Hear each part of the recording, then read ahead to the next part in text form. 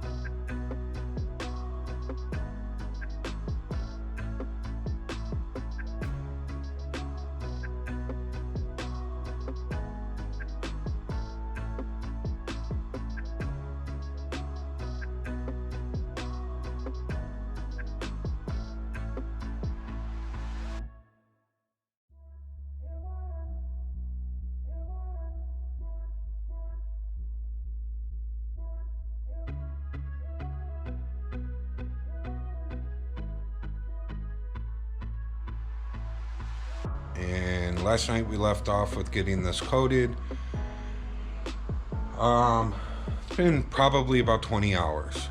You know, it got a little chilly last night, so I just let it sit and cure up. So we're gonna start above the window and below the window, and then we'll work over that way, and then we'll come do this side. I just coated this area right here. I coated it over the top of what we put on there last night. Most of that's gonna get sanded off. But I kept, every time I looked at that area right there, like it looked like our top line here as it came around the cab stopped short of the three below it. And I kept checking with the straight edge, and like when the top would start to drop off, because it drops off into nothing, when it would start to drop off, that's right where the bottom two dropped off as well. So and I was holding it straight up and down, and we were right there, but it just visually it didn't look right. And last night after we got this coat on and I was standing here staring at it, I could see that the inner part between the beveled lines went way farther underneath that top one than the one below it, and I think that that's what was throwing it all off, because when I sanded that inner part, I sanded it out farther than I did on the one on the bottom, so it was giving it that look that top one was falling short. So I recoated that. I just did that right now, so we're going to start in the middle section and work that way, and then by the time we come over here, that'll be dry and ready to go. So, but got the compressor filled up, got the air file out.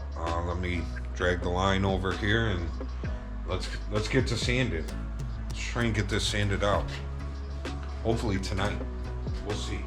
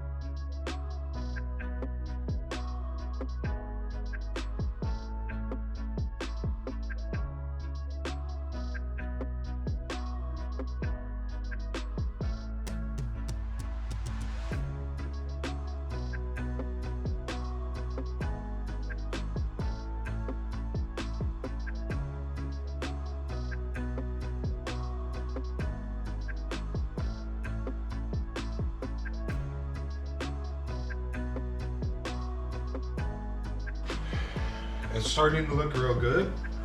Everything that I've sanded so far, I'm happy with it. At the very beginning, when we start to sand this, I'm having a problem with the paper clogging up.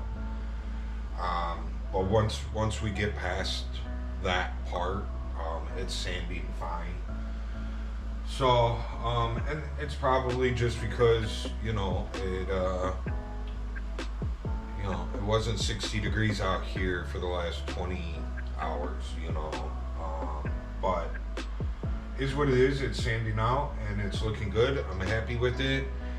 You guys have watched me sand the back of this cab. I think this is the third or fourth time now that you've watched me sand on the back of this cab. So I'm not gonna video the whole thing. We'll just check back in as we get a little further along. I'll let you guys know how it's going and what we're seeing, if anything. And yeah, so we'll be back and we'll check in with you guys, and hopefully this will go well.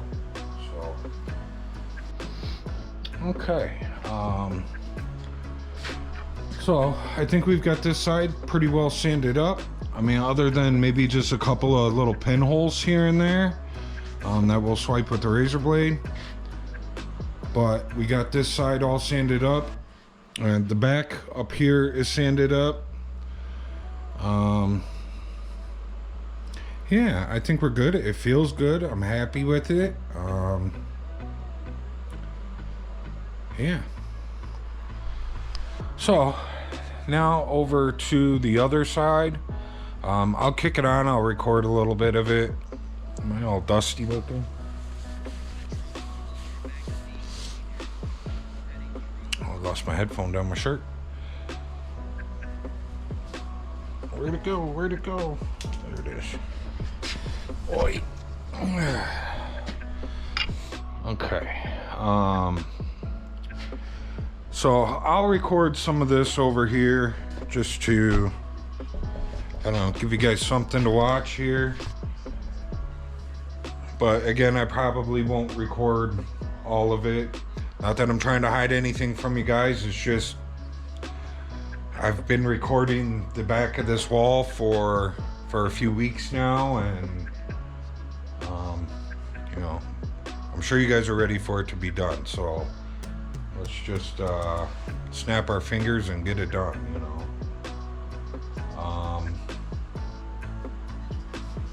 But yeah, so far so good.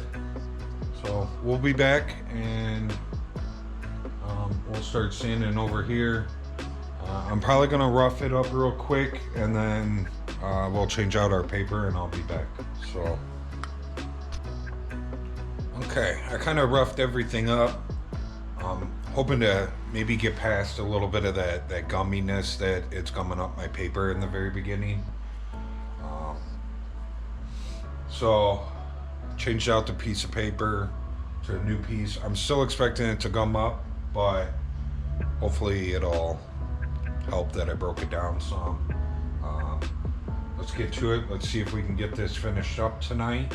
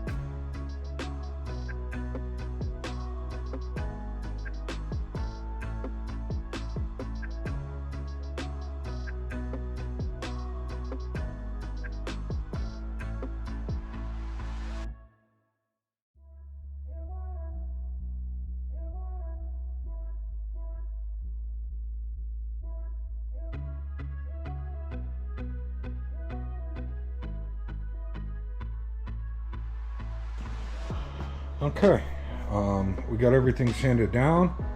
Super happy with it. This looks so much better. I'm glad that I came back in here earlier and swiped that area again. I'm super happy with it. Now I'm going to go through and I'm gonna swipe the pinholes that I see with a razor blade, and I am going to coat this inner section right here. So straight edge, if I hold the straight edge against the top, so we're good and straight. If I hold it across here, we're good and straight. But if I hold it down on the bottom, you can see a gap in there.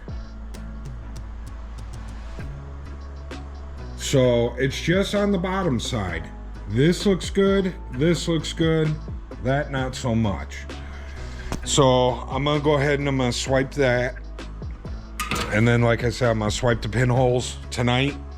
And then tomorrow, I'm thinking tomorrow, we'll come out, I'll block out that little bit of that body line, and we'll swipe over the entire back end here with some 220. That'll take care of all the pinhole swipes and all that stuff. We'll get it all put in 220, and then we'll work on getting everything taped off. All right, so we're back out here this morning.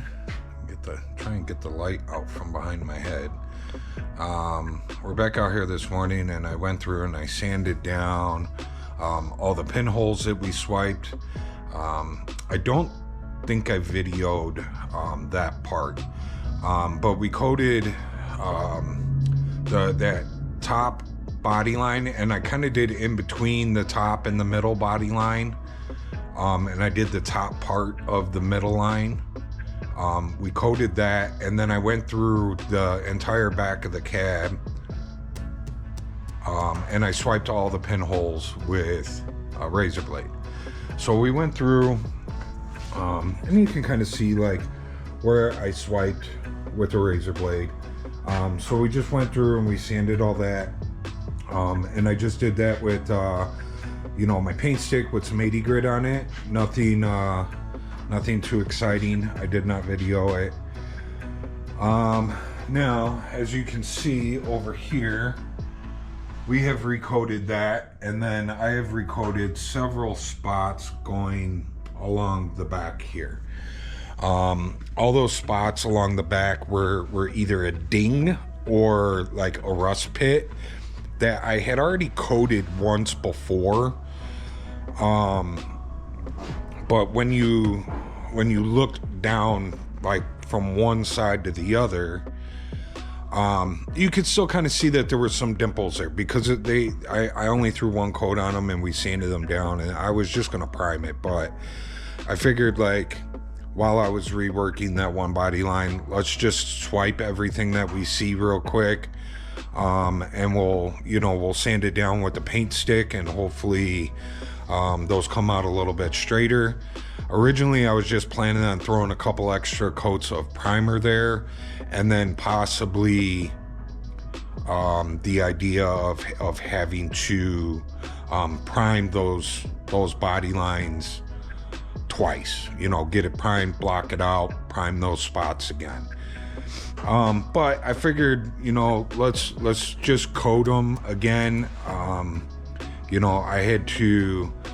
So we coated this top body line and this bottom body line again last night, and I sanded those out, and visually they looked good, but holding my straight edge up against it, you know, last night, you know, I would say that we had there was probably a 1/16 inch gap going across just that bottom section. If you remember, I know I showed you guys in the video, like on the top of the body line we were good, at the center of the body line we were good, but at the bottom of the body line there was like a 1/16 inch gap, and that was because I had really the only work that had been done to it was at the top of that body line and in the middle of that body line. Nothing was really done at the bottom side of it.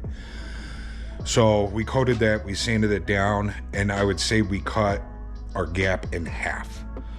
And it was close. And I was debating, like, do I just, you know, put a couple extra coats of primer there? You know, we're at this stage, let's just throw another coat of filler on it and see if we can get it just that much closer. Okay, we're back out here on the shop. We have let this sit several hours to cure up. We're gonna get it sanded up now.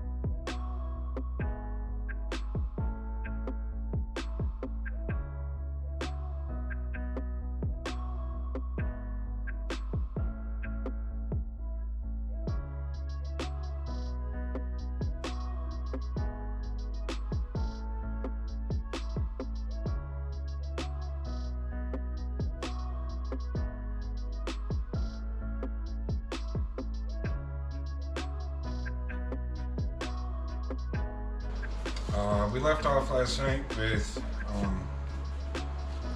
getting these 3 body lines cleaned up, and I told you that we were like ready to put this in some 220, so that's what we're going to work on.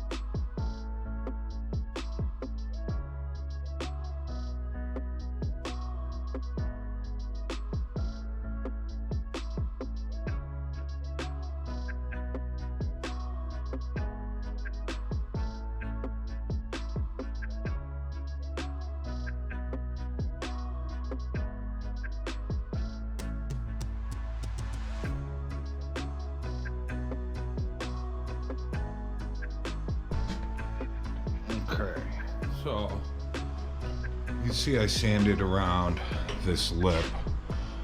Now I didn't really show you guys what this lip looked like prior to us sanding it, but if you remember, we had spread a bunch of filler along that lip because there was a bunch of like rust pitting on there, and it was dented up and beat up and whatnot.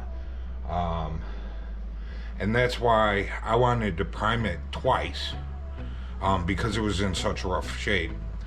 Now, it's not perfect. I didn't go through and try and hammer and dolly that lip or grind it or anything like that to try and straighten it out. It just has its factory look to it. It was in rough shape because it's an old truck. And just sanding it down with the 180 with the primer that was on there, it looks really good now. So so this is, you know, this is what we got going on with the door jamb. And you know, we put filler to this edge to bring this edge up a little bit, especially up at the top part of it, to bring it even with the door. And just make sure that, like, you know, when you run your hand across this when the door is closed, like, you're not running into the door, or there's not a drop off to the door. Everything is the same level going across.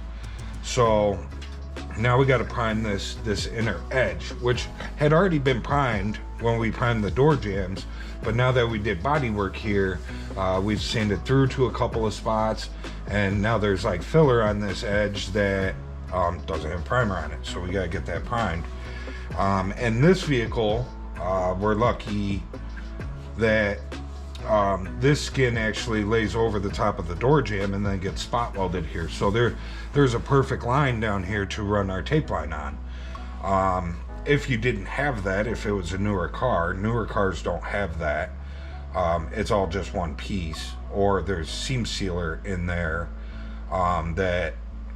that cover it. But what you would do is you would just back tape and then fold over this way and have a soft edge to end your primer on. So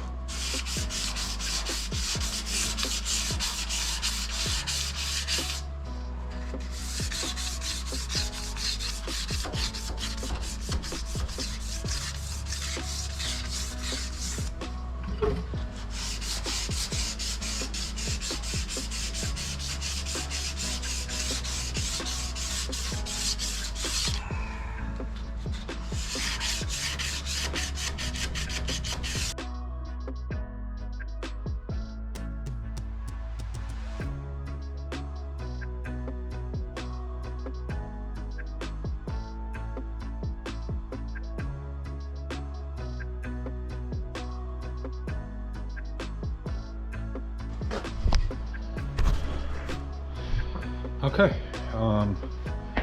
we got everything sanded and scuffed up, and we're ready to blow this thing off and start taping it.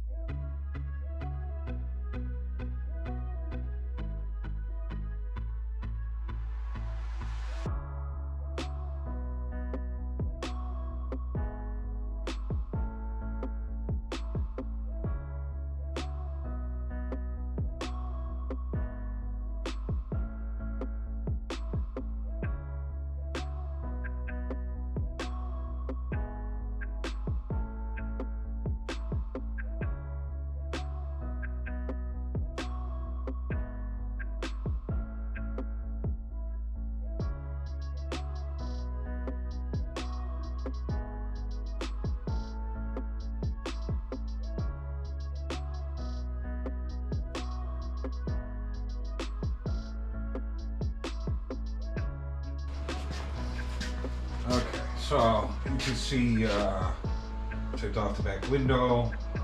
We back masked the roof, the door jambs, and now we gotta go down and do the bottom.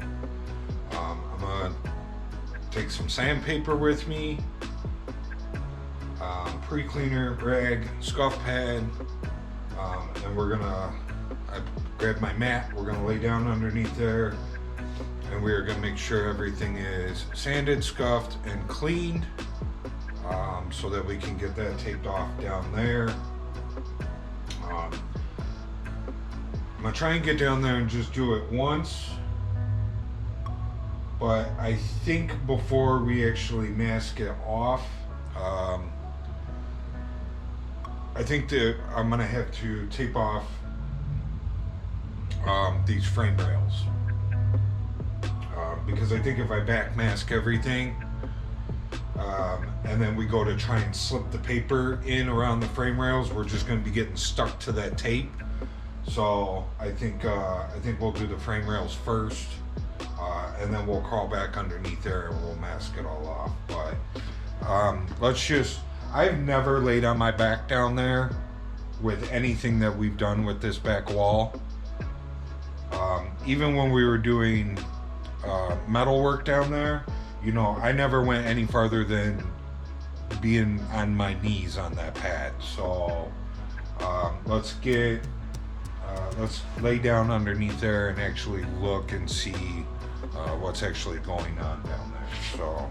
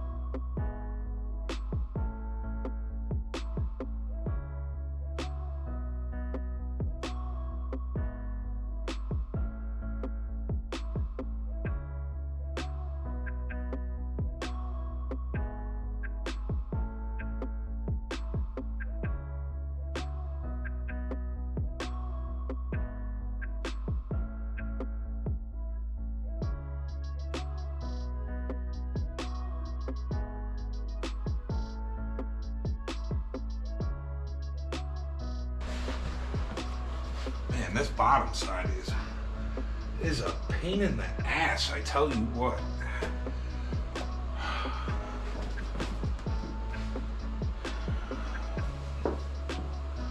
I said it before when I was working down here trying to straighten all that if you have to fix that yourself down there, if there's a bunch of damage down there, it'd be much easier if the cab was off of the frame.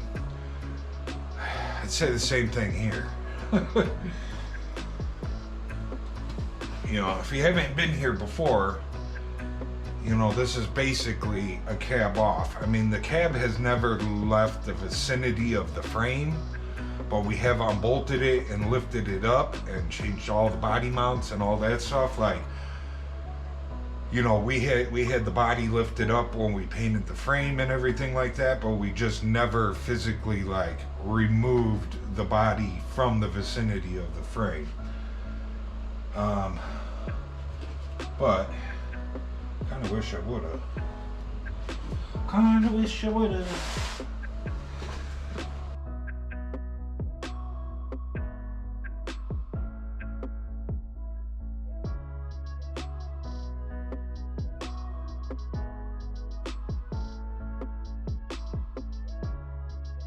Left off last night with masking off the back of this frame.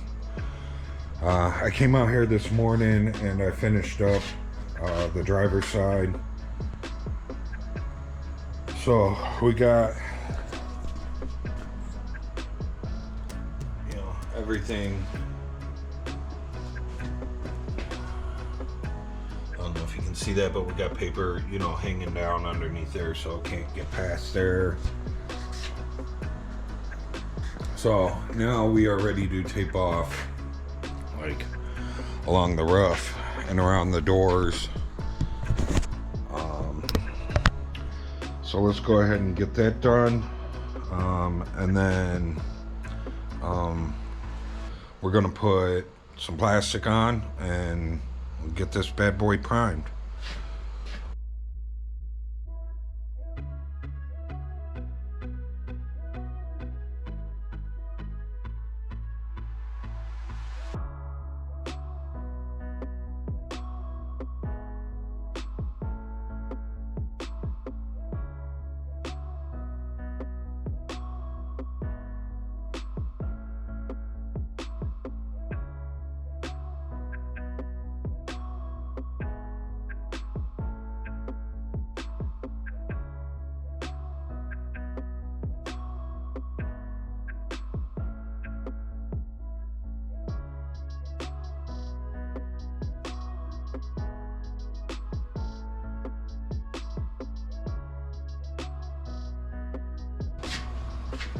Okay, that's it. I think other than just blowing this guy off, we're ready to blow some primer on here. I am going to plastic off like the wheels, the rear end, and this rear frame section here. You know, I'm gonna drape, I got the plastic here, I'm just gonna drape it over this. I need to be able to stand in here. And then I'm gonna plastic off the front frame, just so we don't get any overspray on stuff. Usually when I'm priming, I prime at such a low pressure, there's really not much overspray. But again, it's a frame, it's done, I just want to protect it. I'm not worried about overspray getting on the primer that we already primed, because we still got to sand all that down.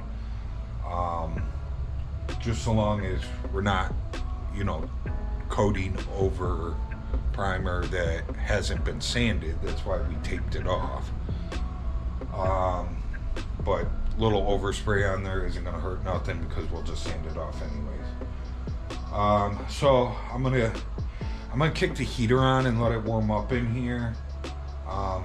It's 60 degrees in here right now, but it's cold outside and it's actually been snowing today. It's supposed to be springtime, what the crap. So I'm gonna let it warm up a little bit. I'm gonna do that before we put the plastic on, just so the plastic doesn't get sucked into the heater that's right next to it. And then I got the primer out and ready to go, so I will see you guys back here in a little bit when we're all primed up. Just letting you know what we're gonna do. I'm gonna heat the shop, we're gonna put some plastic on some stuff, mix up some primer, and get it primed. See you guys back in a bit. Okay, we got it all primed up. I think everything looks really good. I'm happy with it. There's a couple of heavy sand scratches in a couple of spots, but I think I got plenty of primer on it that we can take care of those. I was able to get up underneath there really well, so it was a good thing that, you know, up underneath. It was a good thing that, you know, we got under there and we taped that all up like we did. The only thing that I see that looks like it needs a little bit of work is that top line.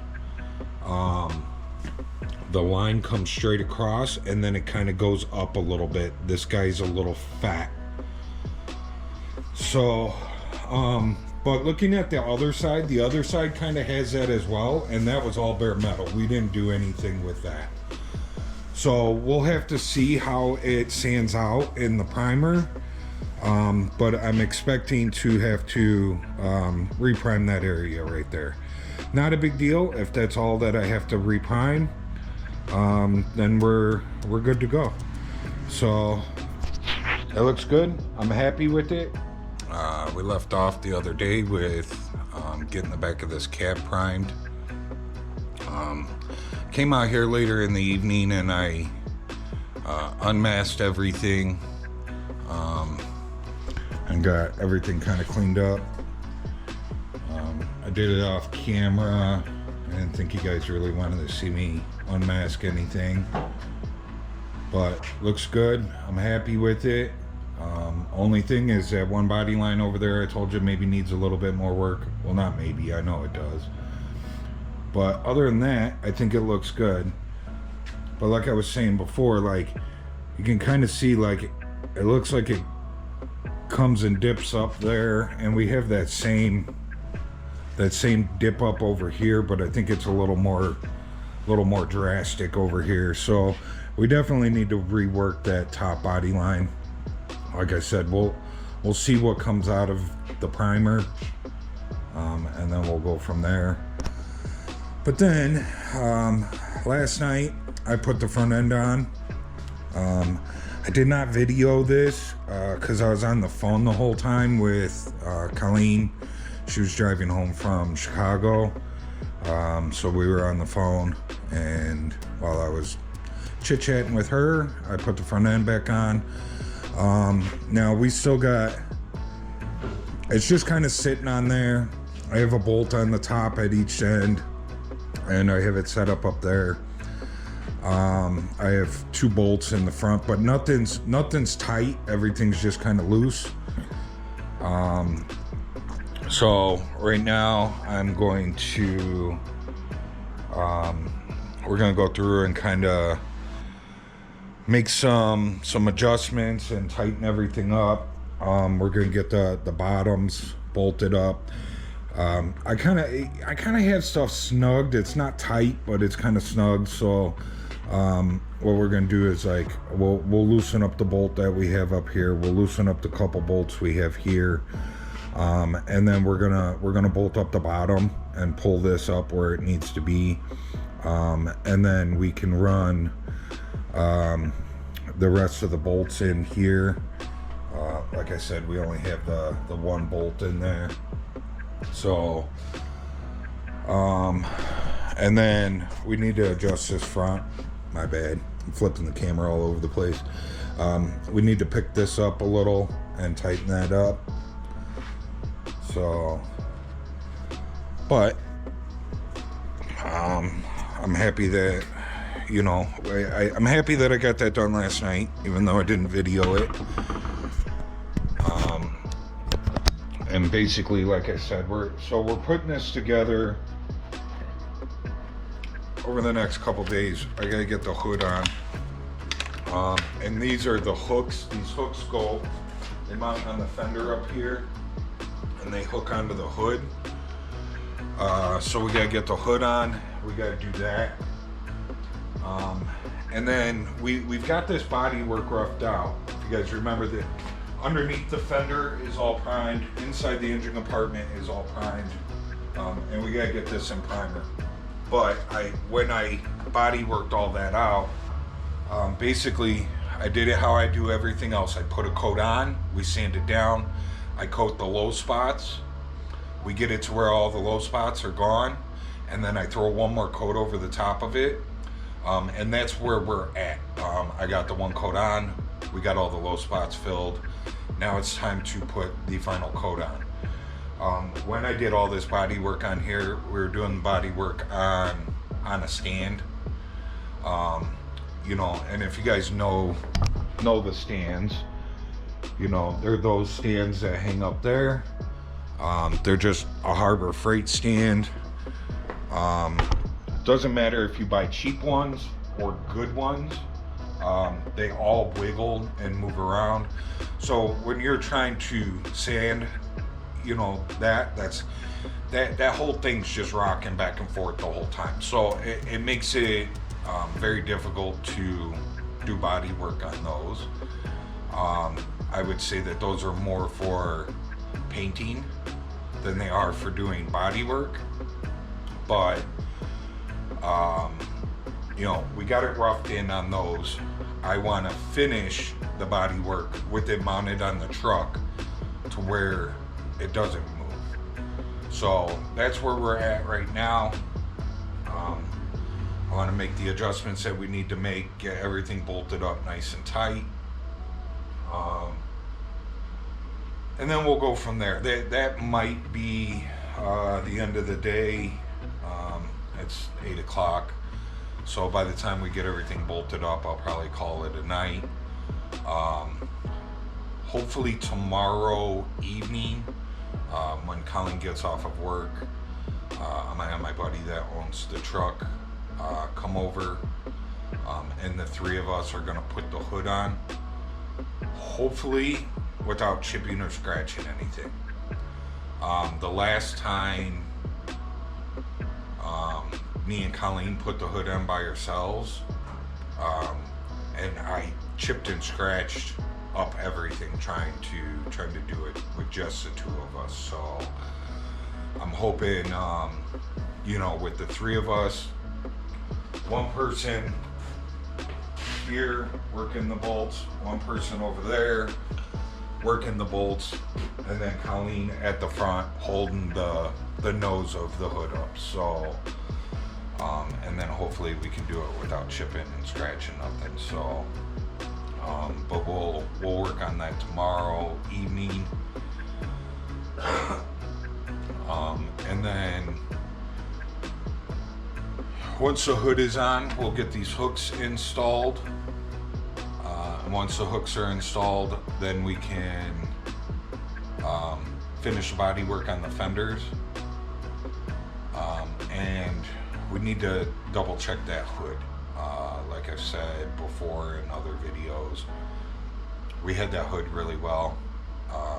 It looked really good, but it was really cold out, and over the past couple months of it shrinking back,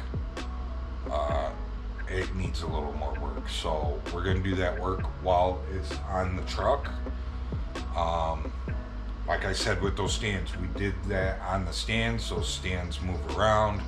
I actually had Colleen out here holding the hood while I did the air foul on it, to try and hold everything from moving around. But part of the problem, I've explained this in other videos, when you have them sitting on those stands,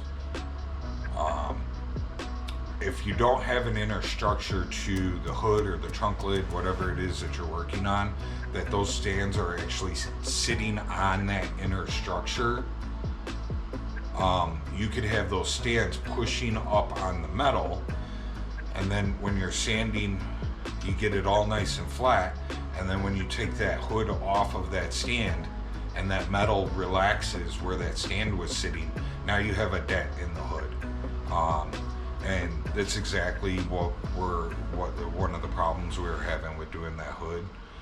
There is no inner structure to that hood. There's a frame at the front where it latches, there's a frame at the back where it mounts, and that's it.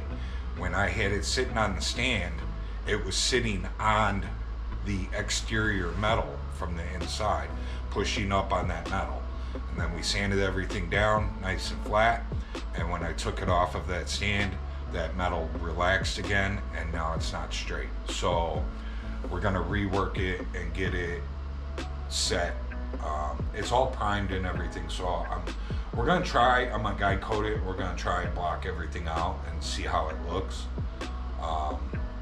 But I have a feeling we're gonna be going back to body work. So, but anyways, let's get to this. Let's loosen it up, loosen up the couple of bolts, and we're gonna start with bolting this stuff down together on the bottom. So let's do it to it.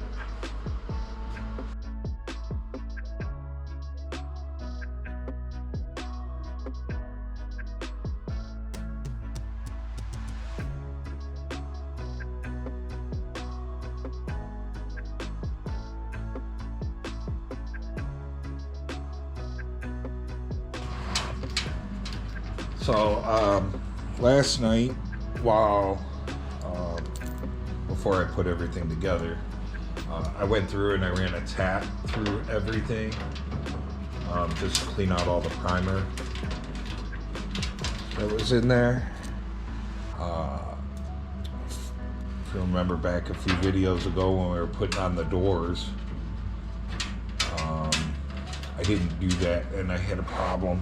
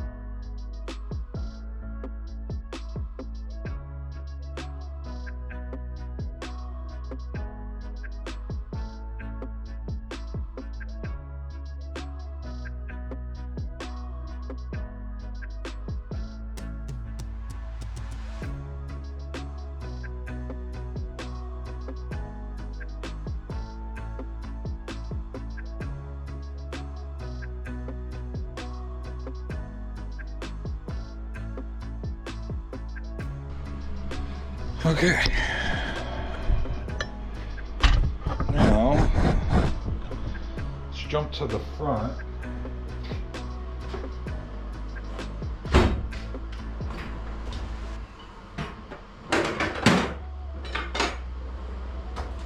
So the front, we're gonna see if I can do this by myself.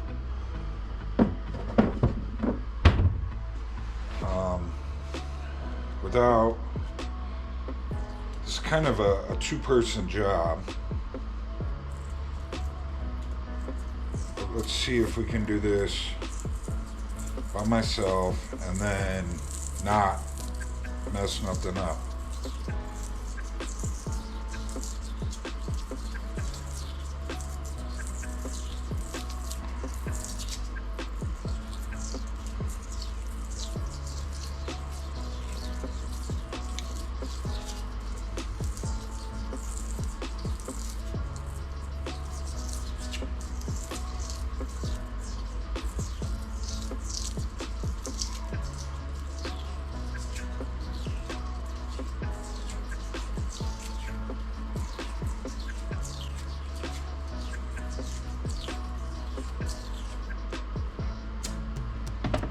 So, taping this up because we got to pry.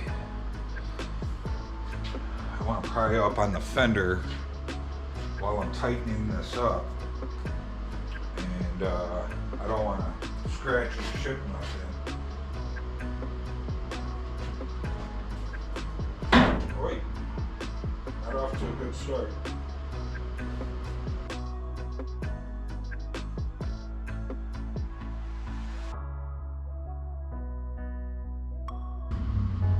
Okay, so I'm gonna go ahead and I'm gonna do the same thing to the other side. You see, I kind of, between the bottom and this up there, I kept going back and forth and just making slight adjustments. And that's part of the reason why we're gonna paint these fenders, the outsides of the fenders. We'll get everything all jammed out, and then we're gonna put it together, and I'm gonna kind of put it together loosely when we go to put it together, and we're gonna paint everything, and then we'll go through and we'll tighten everything up. And the reason being is just I don't want to chip or scratch anything trying to put this front end together. You know, it's usually me here by myself when I'm working. So, and even sometimes with having helping hands, sometimes that can make things worse because you got too many monkeys trying to work one wrench, you know. But I think it'd be better if we get it all put together and then we paint it while it's together. And that way we don't end up with any chips or scratches. But what we'll do is once we get it all jammed together and we get it all put together loosely, then I'm gonna take a scuff pad and we'll run in between all the cracks and crevices of everything, so that way we get good adherence when we blow our paint on the outside, and then tighten everything up, and it'll all be in between, you know, what we tighten up. So you won't see any tape lines or anything like that. It'll just be a nice clean look. But we'll have adherence because we'll kind of scuff it, maybe even scuff a little bit of it before we put it together. You know, once it's all put together, you don't ever see it anyway. So, but I'm gonna get that other side buttoned up. I know that side is a little more tricky to do. For some odd reason, that the front of that fender and that grill don't line up quite right. May have been something that we should have tried to take care of before we got to this point, but we didn't do it. In order to do what we needed to do, I would have had to go through and drill out all the spot welds and separate all the factory pieces and straighten everything out and weld it back together. It got welded together from the factory in the wrong spot, and we just kind of left it. So, and basically, like, what I'm talking about is, like, you know, you can see this here, like, this is a little bit lower than this, but it's nice and flush here.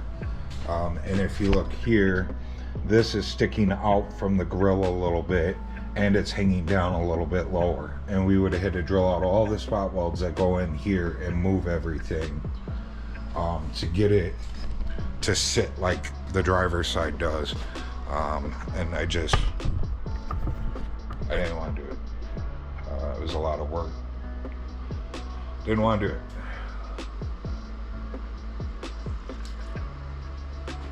But we'll check it out after I make all my adjustments. See how much better I got it. Okay, well, we've had to go a few steps backwards, which was unexpected.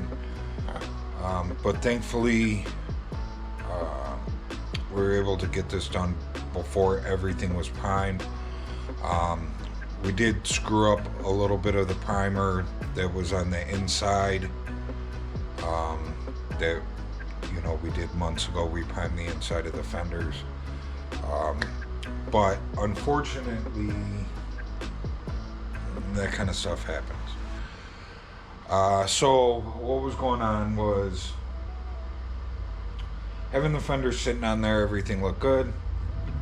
As soon as I started to tighten it up, I'll show you over here on this fender.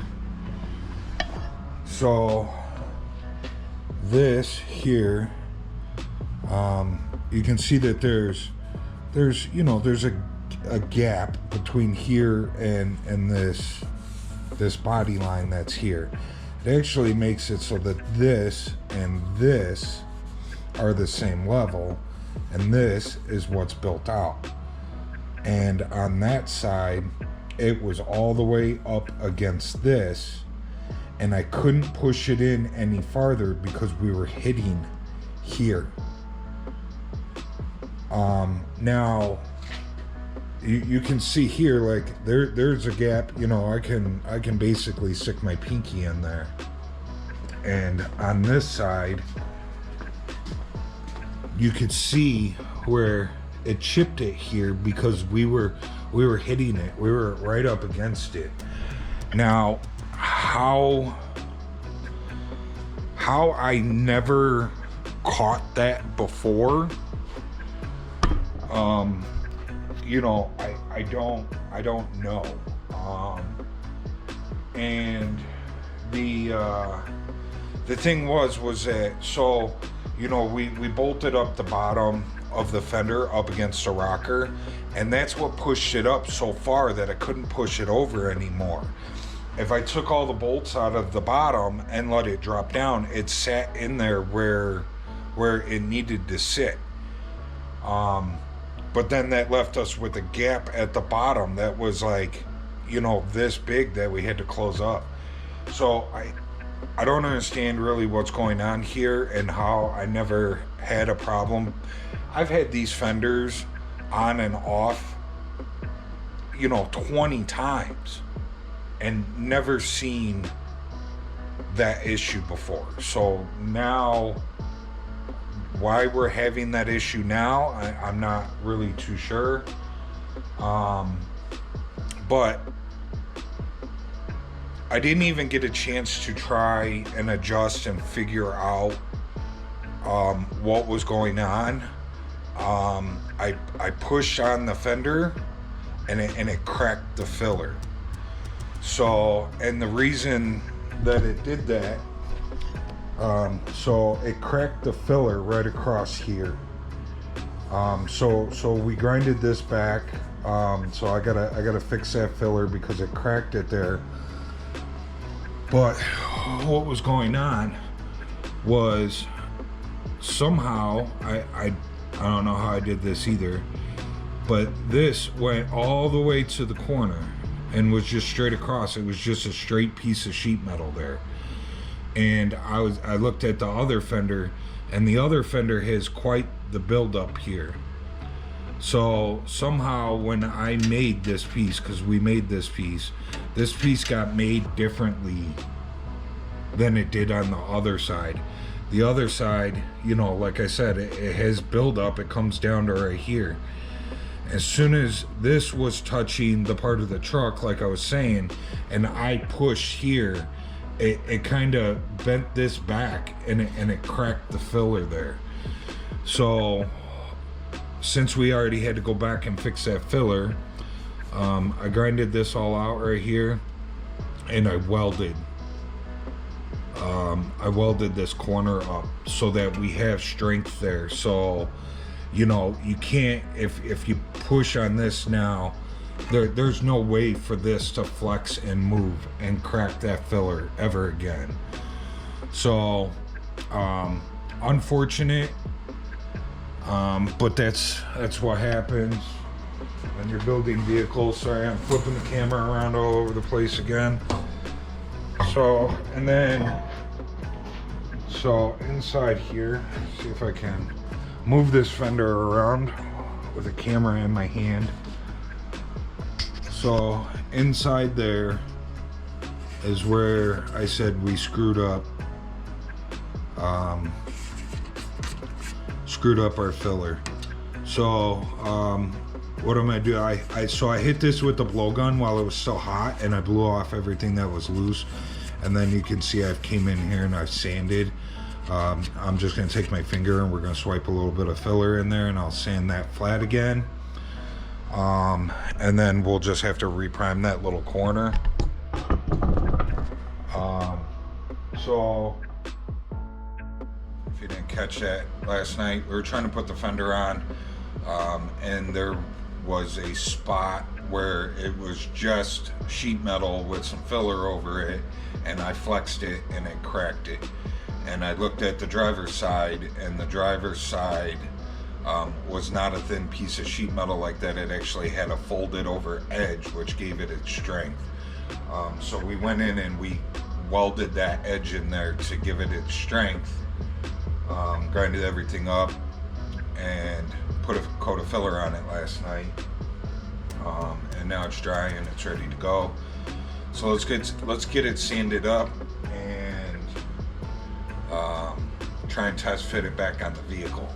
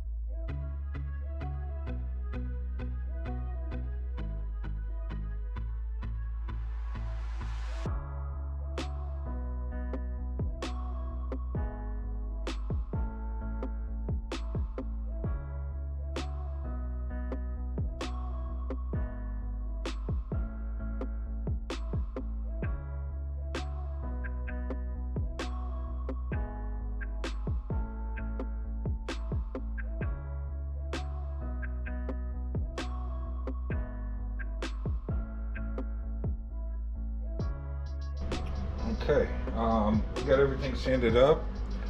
The inside looks good, feels good. That's ready for primer again.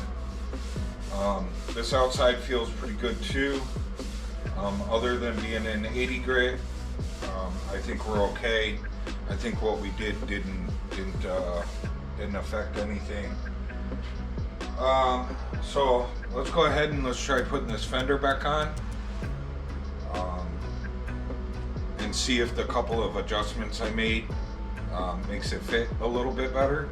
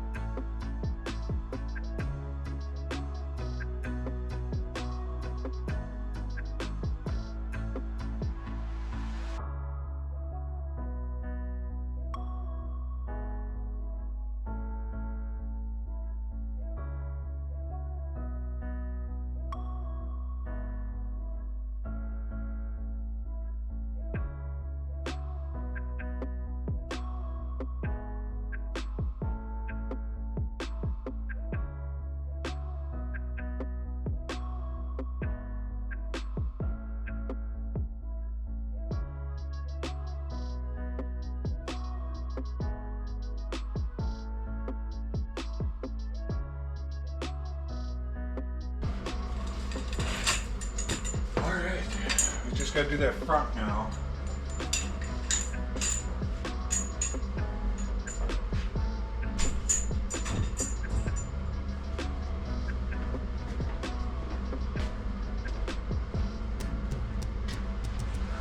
So last night, we used this guy to kind of pry up.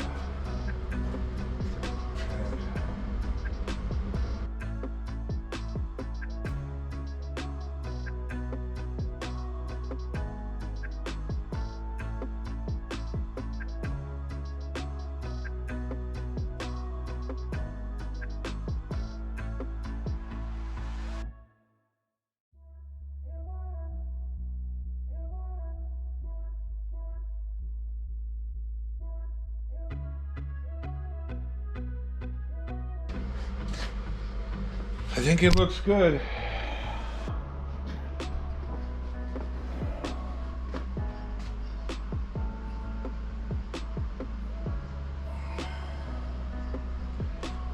So, only thing that I can maybe see that might need a little bit of adjustment would be how far this is sticking out here. But I think once it's all painted, like you'd never notice that, and you can't see both sides at the same time anyway. So, and if it's off, it's between a 16th and an 8th maybe. But I think everything looks good. You know, I'm happy with fitment. As long as the hood fits. You know, this is where we were hitting yesterday. We were hitting right here. I actually trimmed some of this off. So we were hitting here and it wasn't letting me push this in, and we were sticking out like here, and I went to push this in to tighten it, and that's when I cracked the filler there. So, you know, we welded up that spot like I said, and then I trimmed a little bit off of this, and you know, we were able to get it in now. Me personally, I feel like the whole thing needs to come out a little bit. But in order to do that, these holes down here, we're gonna have to widen the probably the 2 holes that are right here, so that we can pull out, because I pulled out as far as those holes would let me go, and that's it. That's our fitment. So, but it's all gonna make a big difference of the hood. Once we get that hood on, as long as the hood all lines up, and we're good to go, then, you know, what I'll do is I can take, there should be enough room down there for me to take the bolts out and ream that hole out a little bit so that we can slide it over, and then hopefully maybe we can just pull that out, you know, a little bit. So I mean, if we can pull it out that much, you know, it would make all the difference. So, but other than that, I think we're good.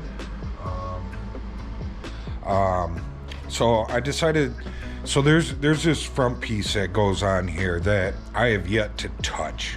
I just dug it out, and it's the first time I have set it up on the front of this truck. I have never seen a truck with this on it. If I have, I didn't pay much attention to it. It would have been at a car show somewhere. The 3 Jeeps that we have here don't have this piece. So this is the only piece that we have, and it's in really rough shape. And I told my buddy that owns the truck, like, let's just get the truck done and be finished with it, and then I'll work on this piece and we'll get this piece done. But it's this piece here. You can see it's in pretty bad shape. It's a lot of rust, a lot of rot. We're gonna have to, you know, do a lot of repairs. It's all beat up and banged up and dented up. But it's the first time I've seen that piece on there.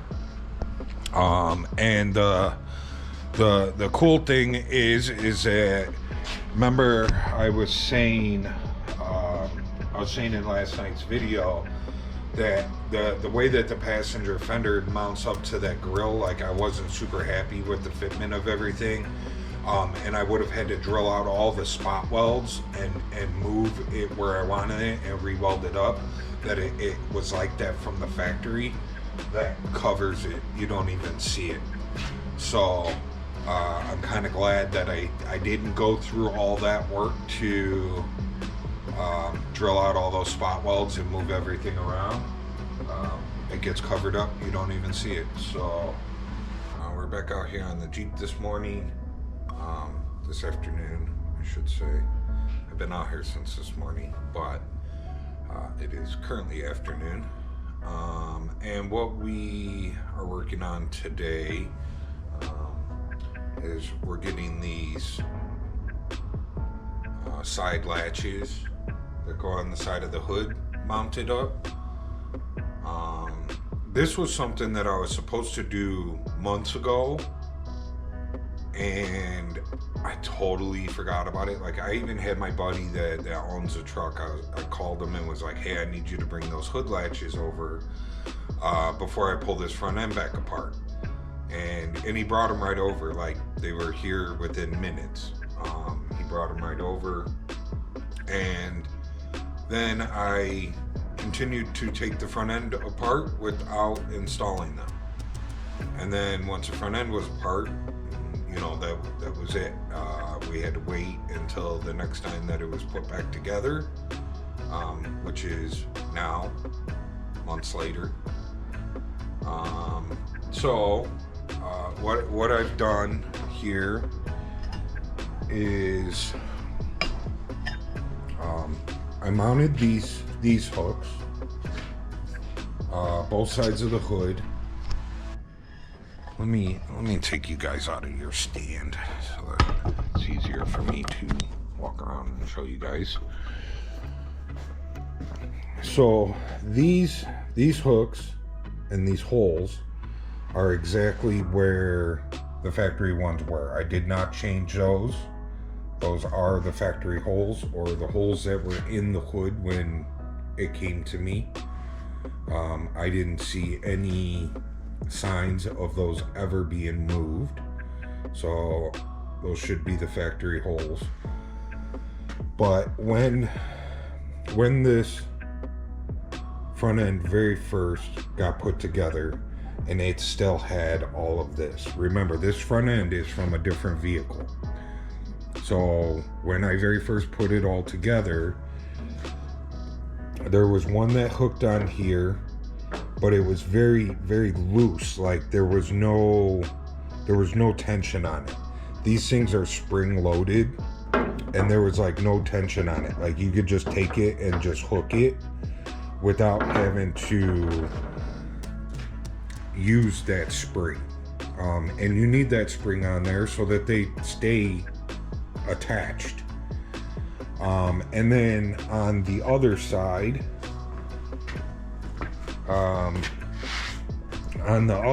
when we came over, and I'm pretty sure it was this side, like it was like this.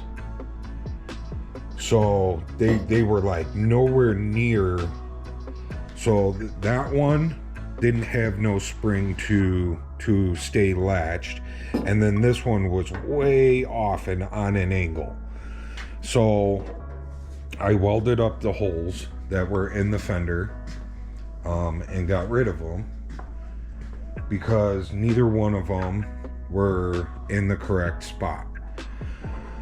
Now remember, we made adjustments to these fenders. We brought these fenders farther forward. We brought the grill farther forward.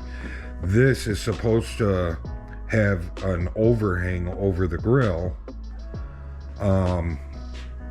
that always seems like all the hoods that I have seen, they were all damaged across here. All the hoods that we have had here have been damaged across here, like, you know, when they go to shut it here because it's overhanging over the thing, they end up folding the hood down. So we moved everything forward. I think it looks much better. You know, there was a huge overhang here, there was a huge overhang here, like, so everything got moved forward. So I think it looks so much better now with everything moved forward. And now we are marking where these guys go. So I had Colleen come out here, and you know, I think that we got that lined up pretty decently there. Same thing with this side. Now this side, when we're putting it on compared to this side, it seems like it's much farther away. Like you really have to pull this spring to get them to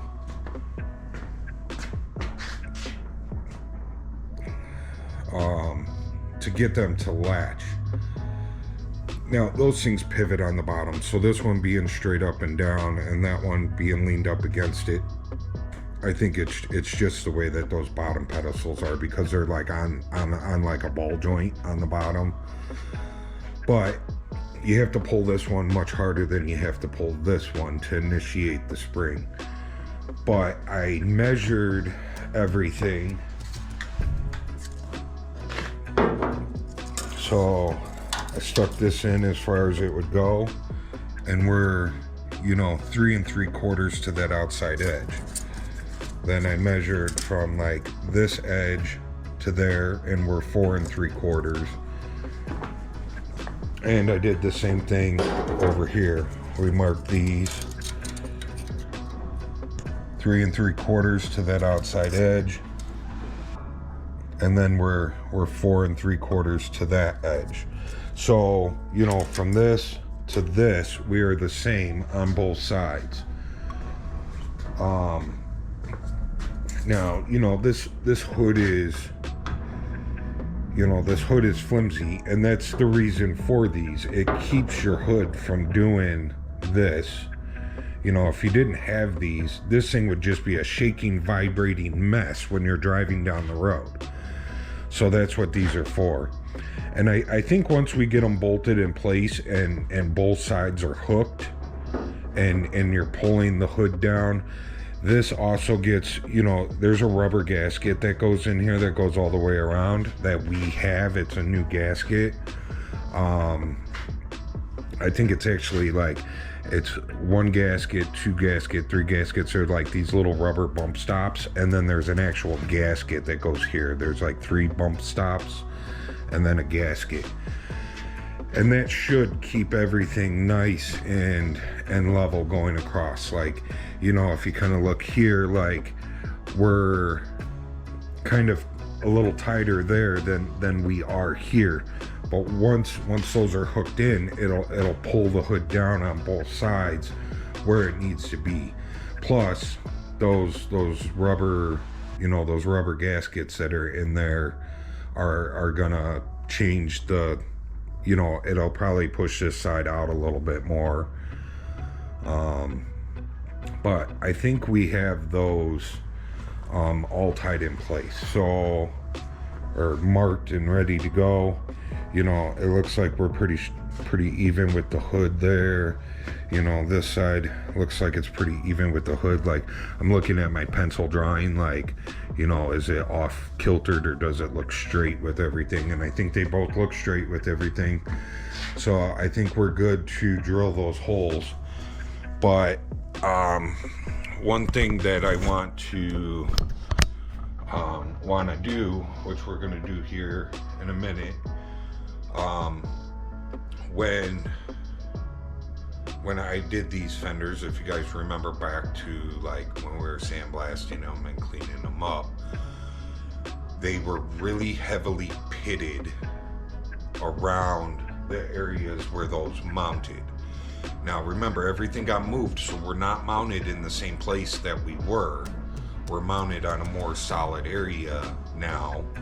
We're not mounted in the middle of all those pits because we moved everything. But what I think is going on, because if I look at the other fenders we have, same thing's kind of going on. They're all rusting around those areas. Well, all it was, and all I've seen on any of the Jeeps here, is there's just a screw that goes through with a nut. And that's it. And I think every time that you're pulling up on that spring-loaded thing, you're just pulling on those bolted areas. So it's pulling up on that metal. It's going to crack any filler that we have on there. It's going to crack the paint, whatever. And I think that that's what always happens with these things, and that's why they're always really rotted out around them. So what we're going to do is we're going to pull the 1/8 inch steel plate over here. We're going to trace those guys out. We're going to add probably a 1/4 inch or so to it so that it's a bigger footprint underneath. We're going to build a giant washer that mounts under the bottom side of the fender. We'll weld the 2 bolts to that. Normally I would like to, had we done this months ago when I was supposed to do it, I would have actually welded those plates to the bottom of the fender so that they stayed. But we're not going to be able to do that now. The inside's all body worked out and primed. The outside's pretty much body worked out. Like, we're not going to go back to welding. We would end up having to, you know, strip everything around it and redo it again, and I don't want to do that. So there's just going to be a plate that goes up underneath the bottom that everything bolts to, and it'll, you know, it'll look the same as this, just bigger. I just want to make it bigger and give it a footprint. So that way when you're pulling on these springs, you're not just pulling on two little nuts, because that's all, they're just little nuts and bolts. This is the bag that comes with these. So they're just little nuts and bolts. I don't want all that pressure being put in this little tiny spot on either end of this. So if we build that plate for the bottom, then we have this huge footprint that this is pulling up on. And hopefully, you know, and the idea of it is that it'll stop anything from cracking. All right, so got the 1/8 inch steel plate around or out here. Like I said, I wanna trace these out, but I wanna make them bigger than what they actually are, so that we have a bigger footprint.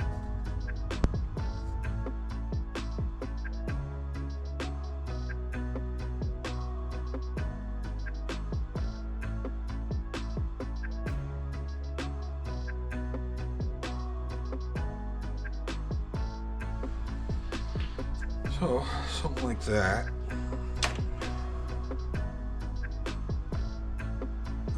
And we'll cut those out, we'll clamp them together, we'll get them all grinded up so that they match, and then we'll drill some holes in them. Let's get some gloves on.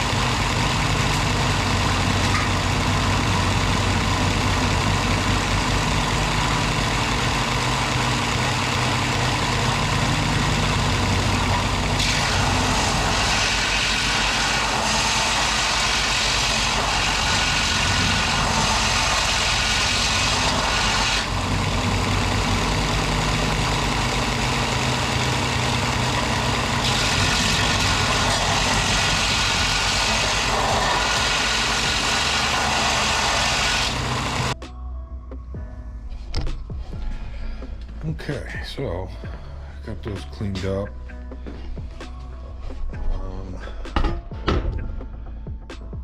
Drill some holes in them now.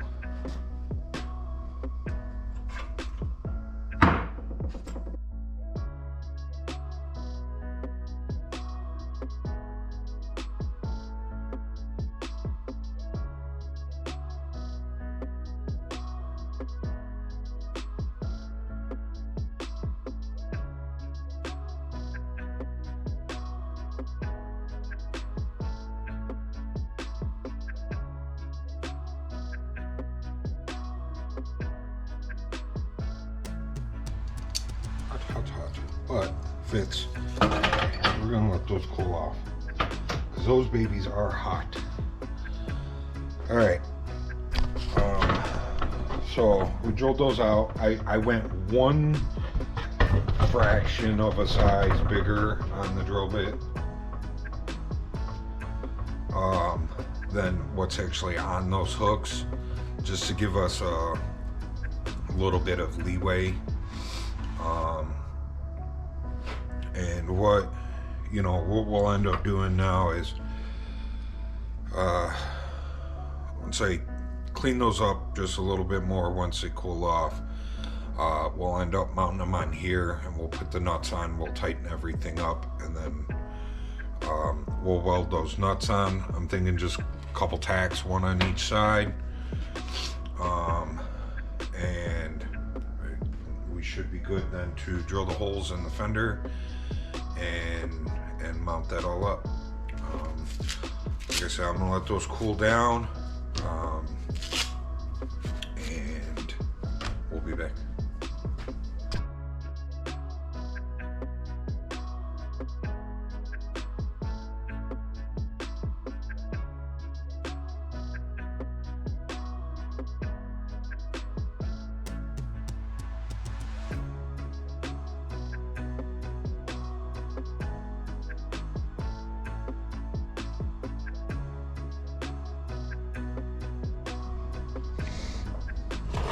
I'm going to clean up this one side a little bit more. So, we got these cleaned up. I think they came out good. I think we're good to go. So now, I guess I should have got set up before I turned you guys on. We're going to drill the holes in the fenders. So, I'll be right back. Let me get drill bit, all that good stuff. Okay, I'm gonna start out with a smaller bit and try and center this the best that we can.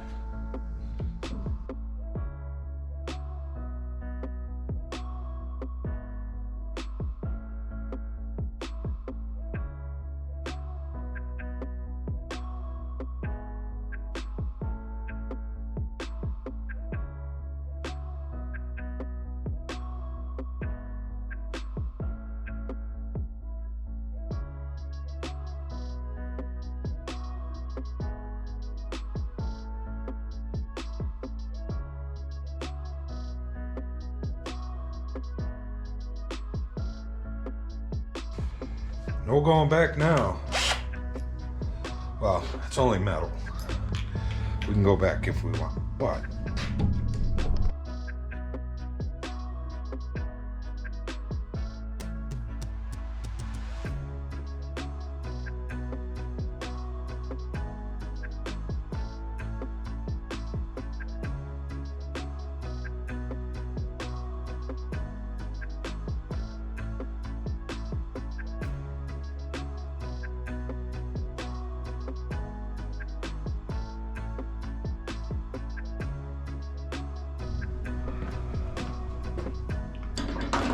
now we're supposed to be getting chrome ones of these, but I don't know.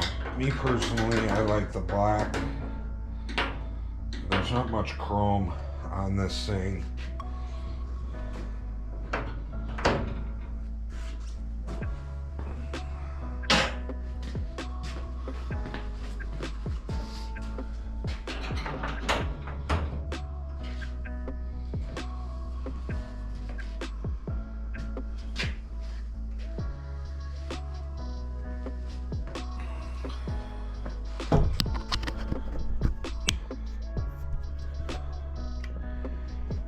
Okay.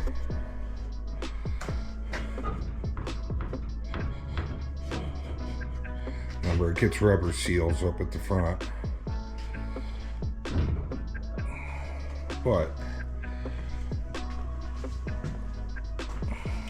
I think that they look good. They look like they're even.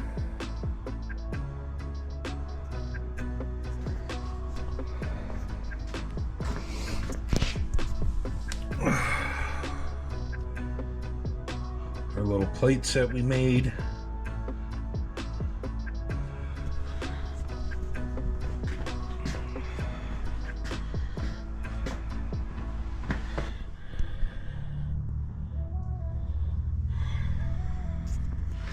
So now you can see why, you know, why I made those plates. I mean, you gotta pull up pretty hard on those.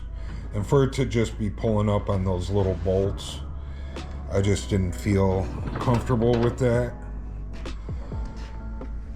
So I think we're good. We're back out here on the Jeep this evening. Yesterday we made up those plates to go underneath our hook guys. And what I'm going to do now is I have them sitting here cleaned up, ready to weld the nuts on. We're just going to put a couple tacks on each nut so that they stay positioned. And then I have decided that we are going to drill a hole in the fender, and we are going to spot weld these to the fender.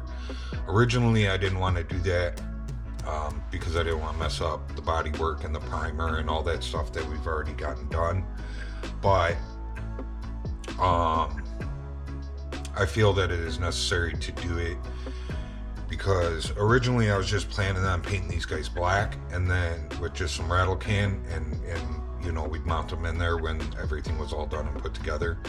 But then I started thinking about it. The inside of the fenders are getting bed lined, and then these being mounted over the bed liner would allow water and dirt and whatever to get between that bed liner and these pieces and just sit in there and cause problems.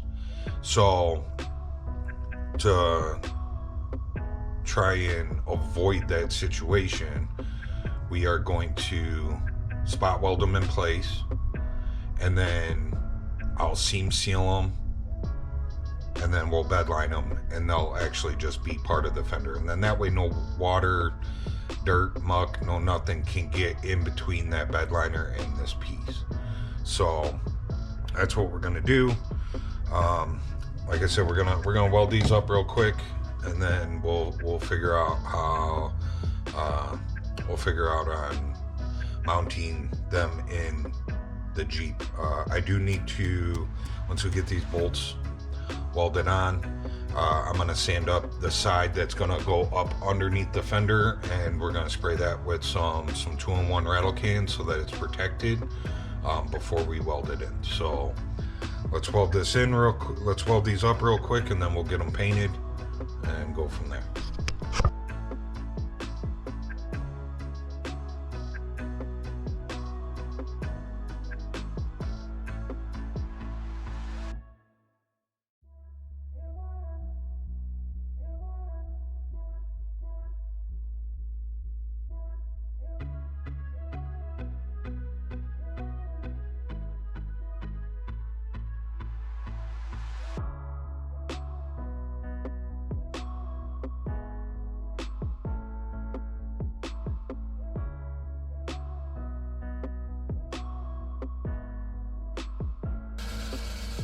I think we can now paint this side. We'll remove these screws from here, hopefully. Oh yeah, that one comes out. That one comes out.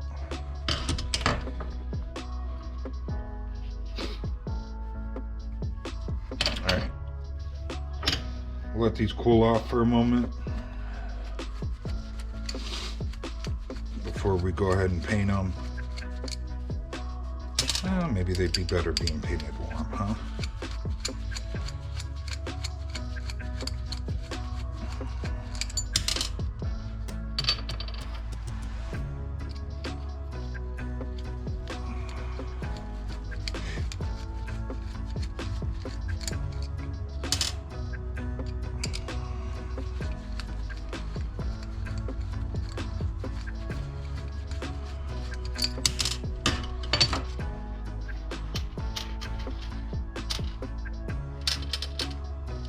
Okay, I'm gonna grab a piece of cardboard, set these on here, spray them up real quick, and go from there.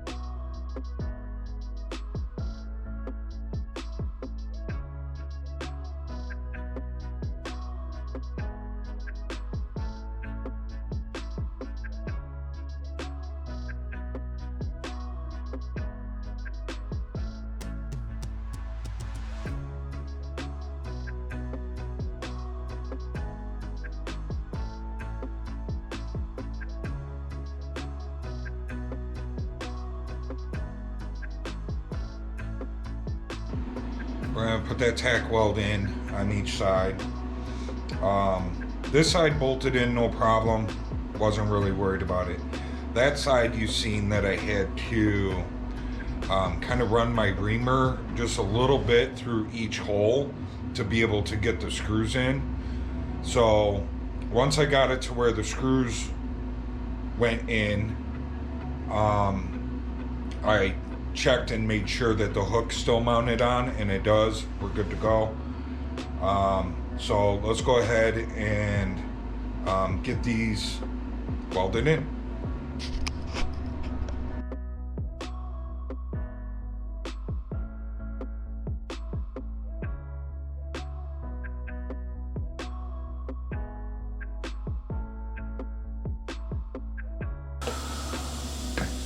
Okay. And we got a good weld on it. I just missed a little corner. I went back to weld that corner and I didn't have the gas on. There was still gas in the line because we were just using it. So the initial weld is good. So I'm gonna pull these screws real quick and we're gonna grind this down, and I'm just gonna make sure that we fill up any void that we need to fill up real quick. And then we'll move on to the other side.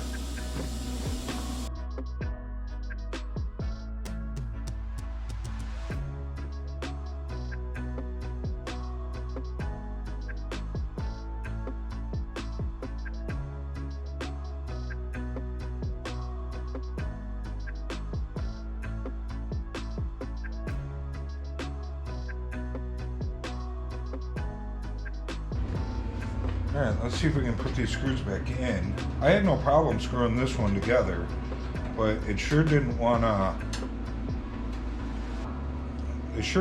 come back out after we welded it. I take it it's because the metal expanded.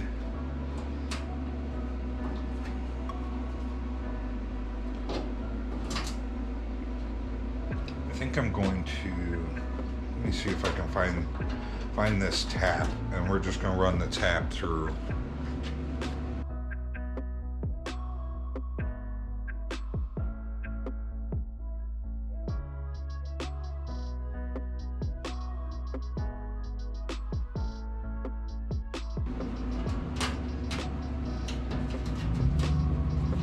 Much better. I think something expanded and moved or something. We had the screws in there, so there's no way slag got in it, but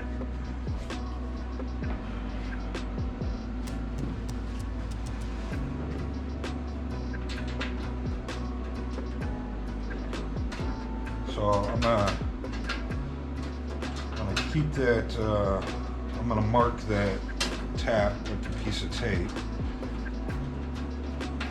just so that we have that, because as we do body work and primer and paint and whatever, we're gonna have to keep those threads cleaned.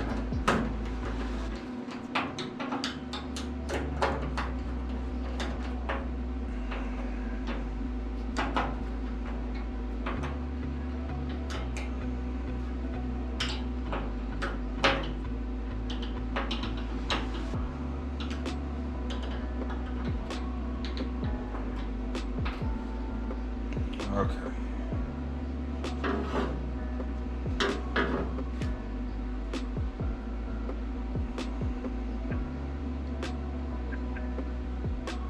All right, we got that guy welded on. Let's go to the other side.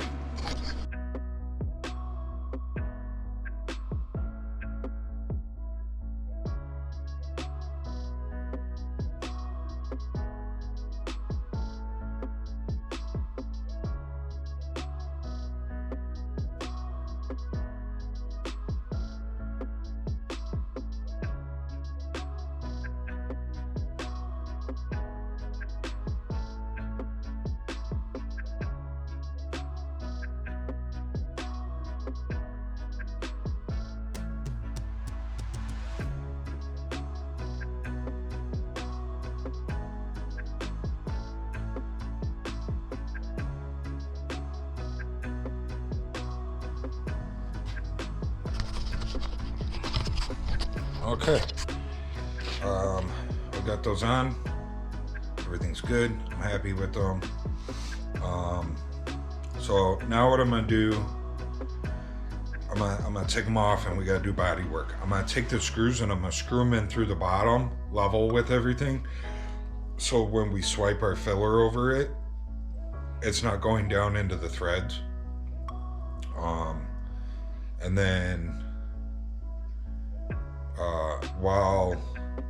when it starts to harden up a little bit, I'll screw them in from the bottom and pop them through before it hardens up. So and then that way everything stays out of those threads.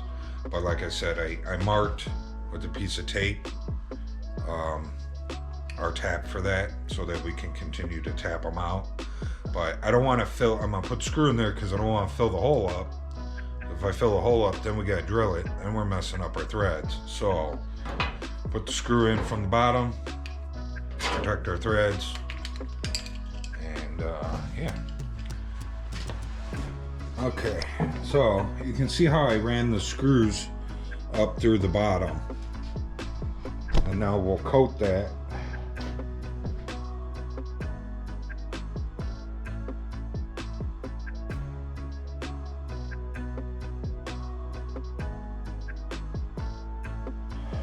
Okay, we're gonna let that sit just a couple minutes and kind of set up. I don't want it to harden. I just want it to set up just a little bit, and then we're gonna screw those screws in from the bottom and poke them through. So, okay.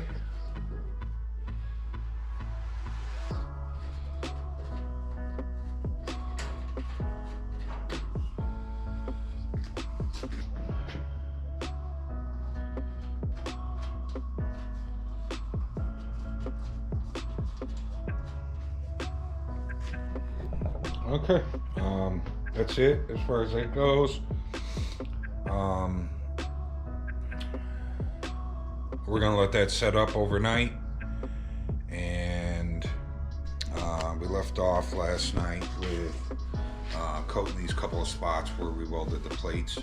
I'm just gonna hit those with an air file. Then I think we're gonna peel the tape off at the back of this hood. I'm gonna wipe it down because it's all dusty. We're gonna put some guide coat on there. We're gonna start blocking that hood and just see what we have and where we're at with it. So let's sand these down first, and then we'll jump to the hood.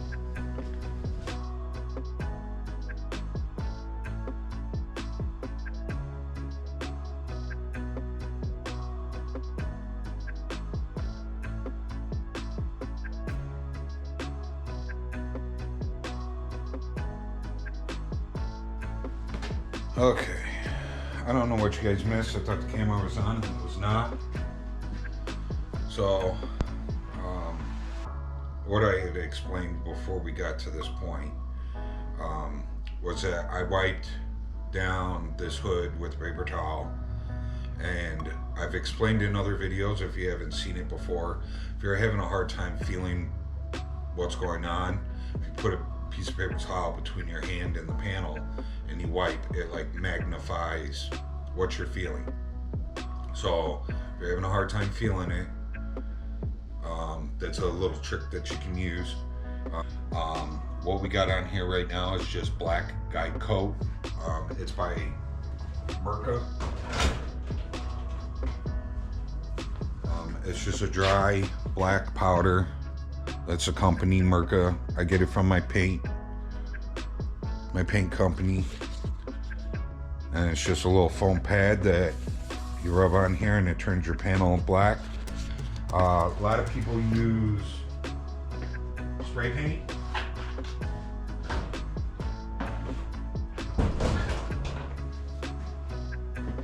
A lot of people use spray paint, which there's nothing wrong with using spray paint. But what I would suggest if you're going to use spray paint as guide coat, use flat black. Doesn't matter, you know, what brand you're using, whether it's Rust-Oleum or some cheap black spray paint from Menards or Walmart, whatever. I highly suggest flat black. If you use gloss black, it's gonna clog up your sandpaper. Not saying that flat black won't do it too. The heavier you put it on, the more chance you have of it clogging your paper, so keep it light. But flat black works way better than trying to use gloss black. They actually make guide coat in a spray can that you can get from your paint supply store. So it's a little pricey, so just be warned. That's why most people just use your cheap rattle can. I use this stuff. I like this stuff better. It coats everything. And we're just gonna hit this with some 220 and check it and see how everything's looking. I did run across this with the straight edge, and we do have some light showing through in some areas, but nothing that's visually that I can, you know, that I can see just looking at the panel. Like, it looks straight. So, you know, we'll have to block this out and see how it goes.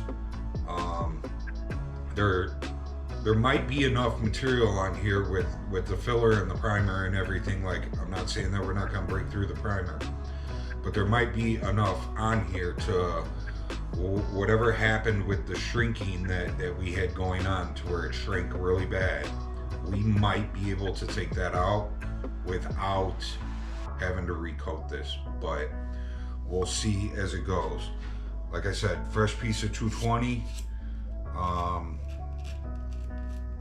and we're just gonna start blocking by hand and see what we got.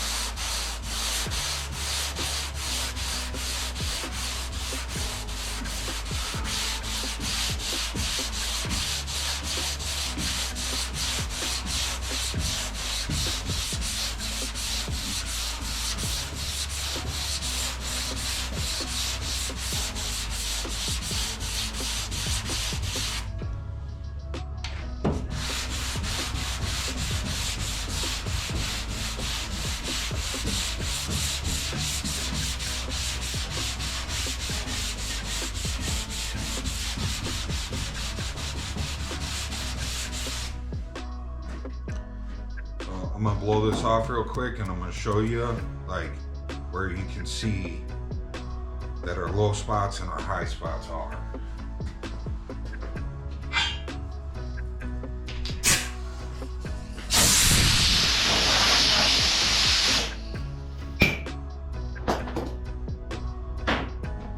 So I barely sanded this, but I just wanted to show you guys, like, you know, what you're seeing. Like, you can see right here, like we got rid of almost all of the guide coat. Same thing with, like, in this area, we got rid of almost all the guide coat there with just those few swipes. So that tells me that these two spots are higher than this spot. So the main thing that I was seeing back there when we had it on the stand back there is that there's a brace that runs across the back of the hood here that the hood hinges mount to. There's also one across the front here that the hood latch mounts to. And those are what I was seeing the most. Like, I could see them in the primer. I could see where those braces were. So you can see right here, we got, you know, we're sanding through the guide coat, but we still have guide coat here and we still have guide coat here. So that's that brace area that I was seeing. So we're gonna keep sanding and see how much of this we can get out before we start breaking through to primer.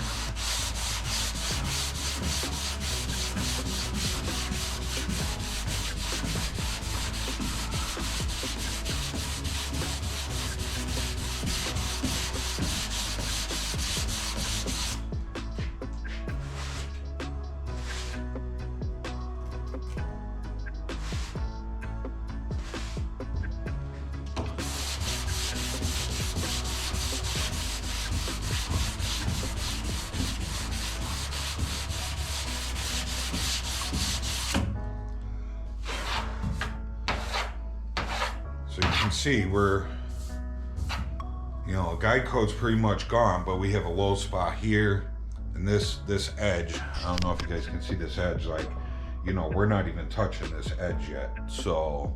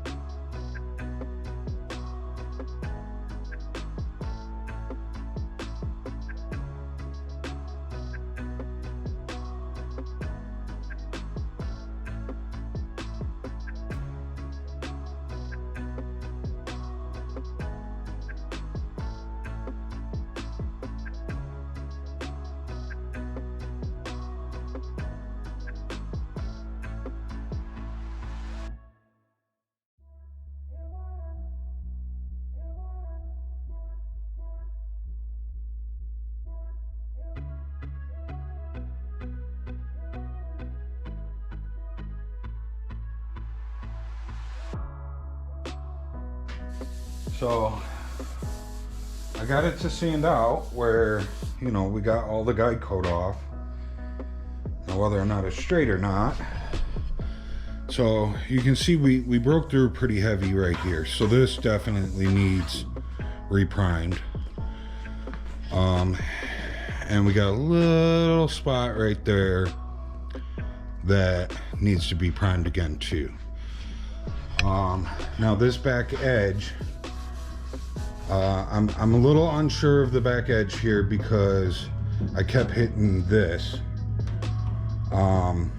That's why I don't know if you guys seen me, but I put some 2x4s up underneath the front just to lift it up, and it still wasn't helping. So I ended up having to kind of sand this way up to the edge, which isn't necessarily a horrible thing, but the wobbliness that I seen in the hood prior to sanding it, like, we needed to longboard it this way. So I was not able to do that back here. So we did this way. So that means that it'll be nice and straight this way, but maybe not so much this way. So, and when I'm sanding this, if you watch the way I was sanding it, like, I try and sand like this, and then I try and sand like this, and then we go back this way. They call that cross hatching. You don't want to go the same direction the entire time. You want to change up your direction, and that'll help make sure that it's flat in both directions. So now what we do from here. So I don't really like doing this over filler because it soaks into the filler, but we're going to do it anyways for visual purposes on your end. But I'm gonna spray some pre-cleaner on here, and we're gonna get a look at it and see how flat it looks.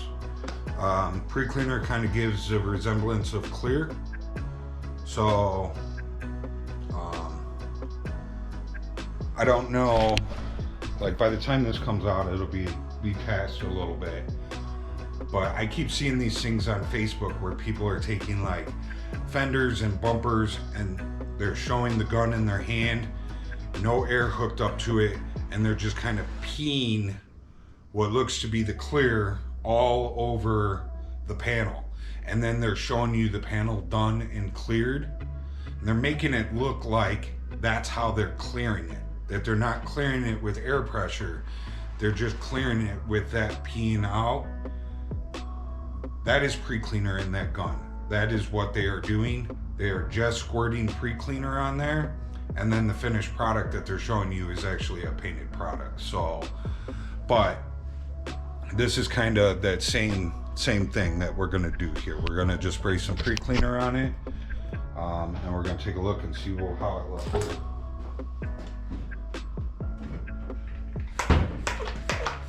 So if this thing's all bent out of shape, this is gonna show it.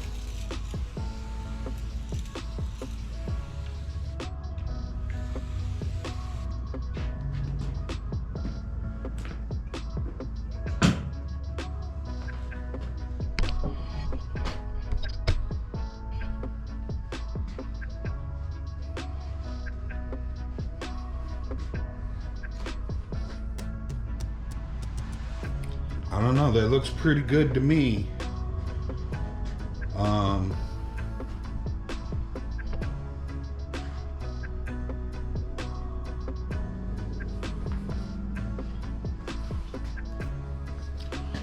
You want to look at that light in there and look to see if you see anything like horrible in that light. And I'm not seeing anything too horrible.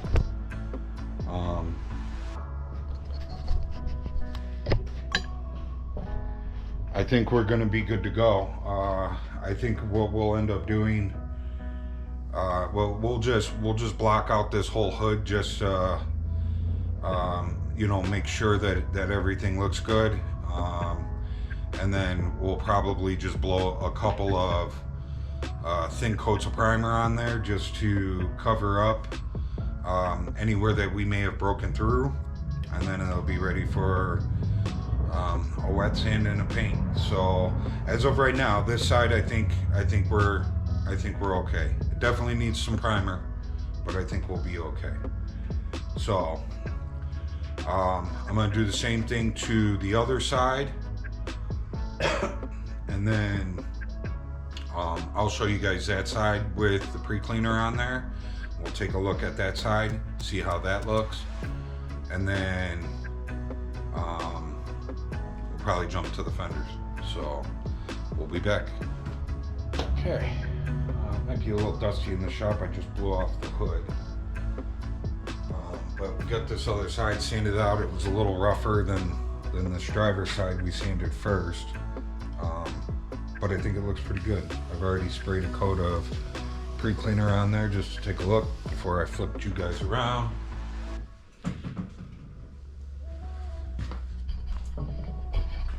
So I think it looks good. I'm happy with it.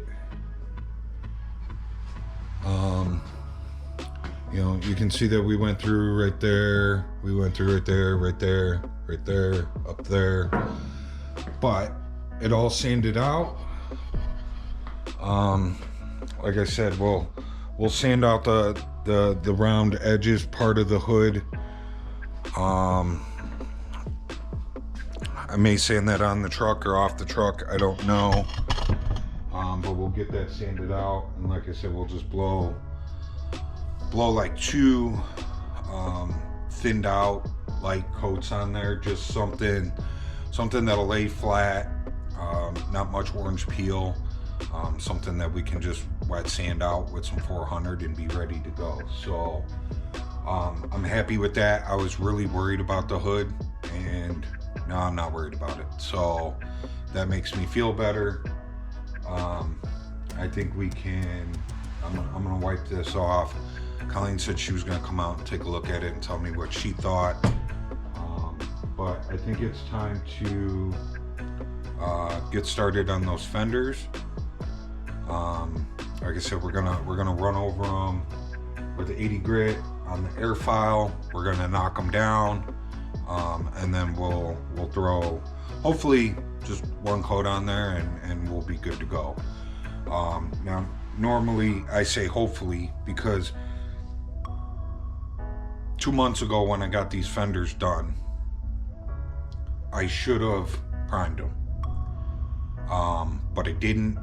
We've had some hot spots show up. I showed you guys in video the other day that you can see some of the hot spots coming up through the filler where it's really thin. So we need to sand quite a bit off to make sure that we get through to that and get that all cleaned up before we put our next coat on. So we're taking off a little bit more product than I would have originally liked to.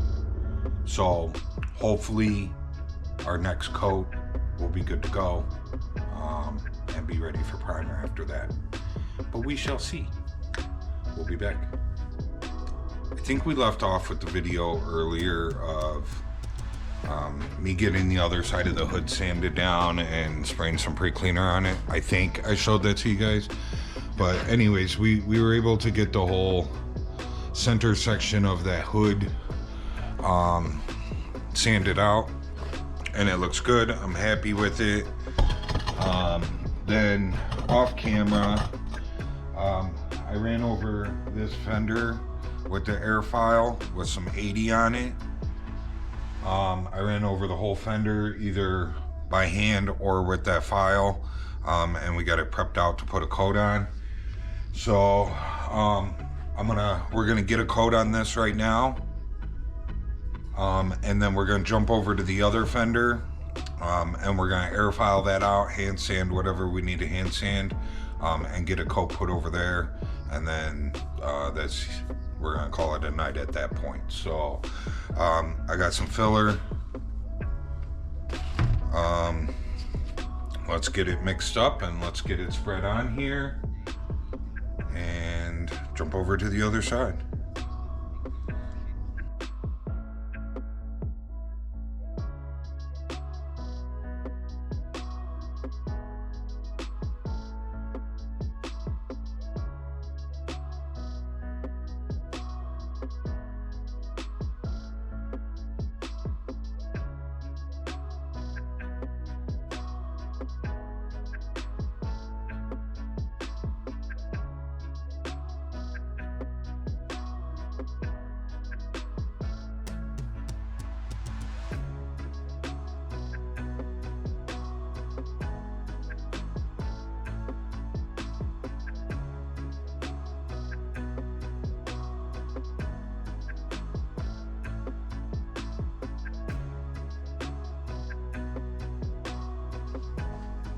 I think we got a good coat on there.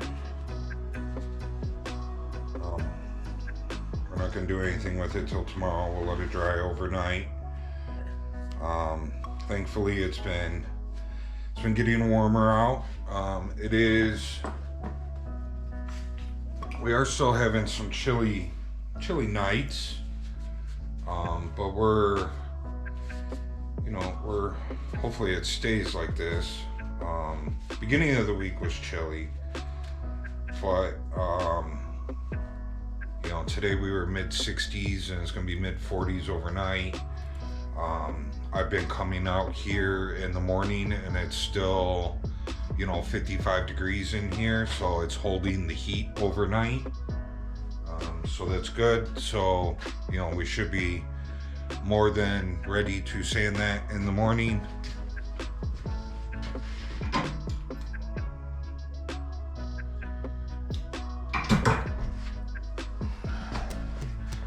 And I think tomorrow is supposed to be upper 60s or 70s. Last time I checked. I don't know. The weather's so funny. At the end of last week, I was looking at the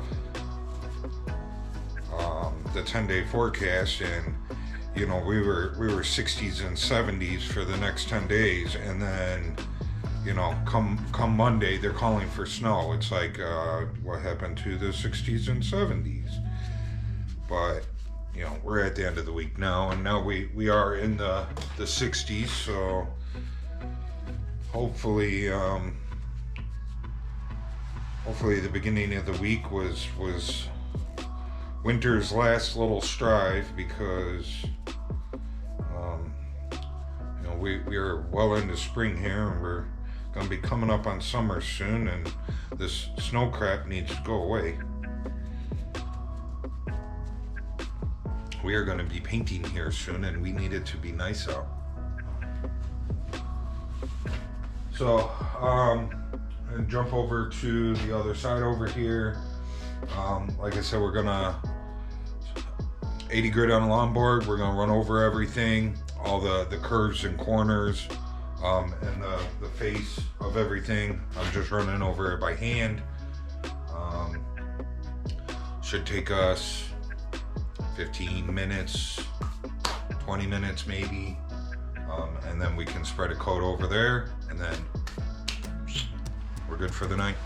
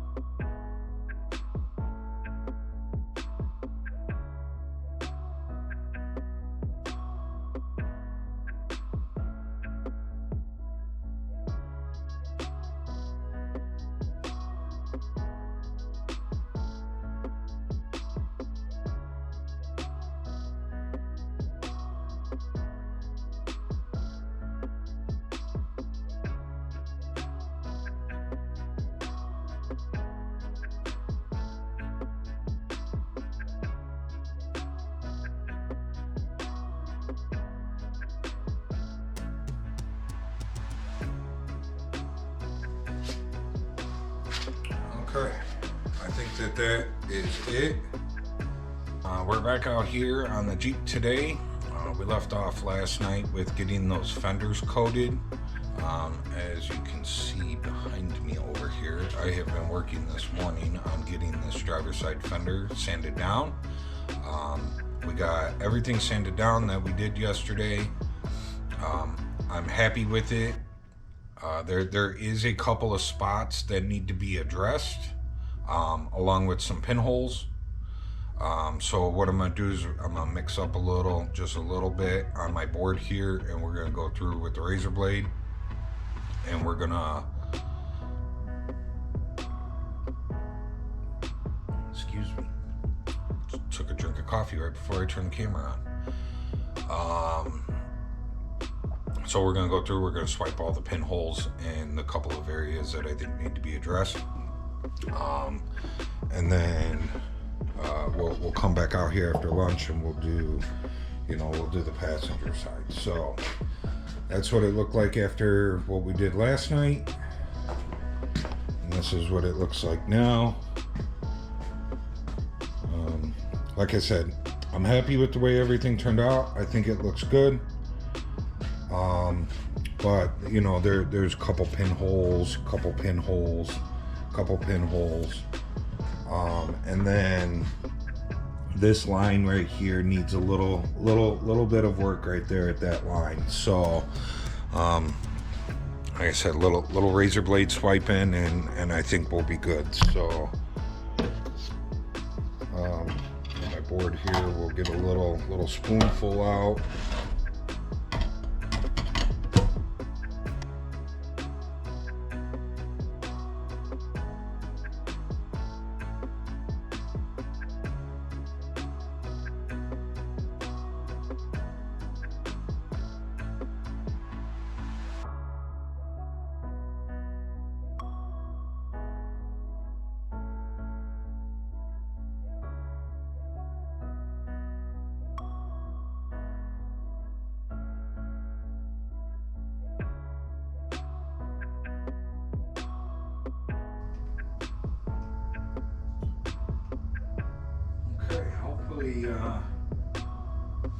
Hopefully that'll do it.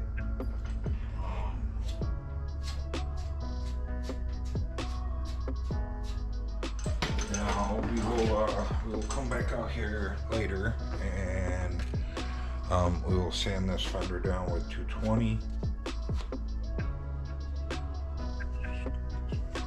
Man, this stuff's hardening fast today. Glad I got this coated last night.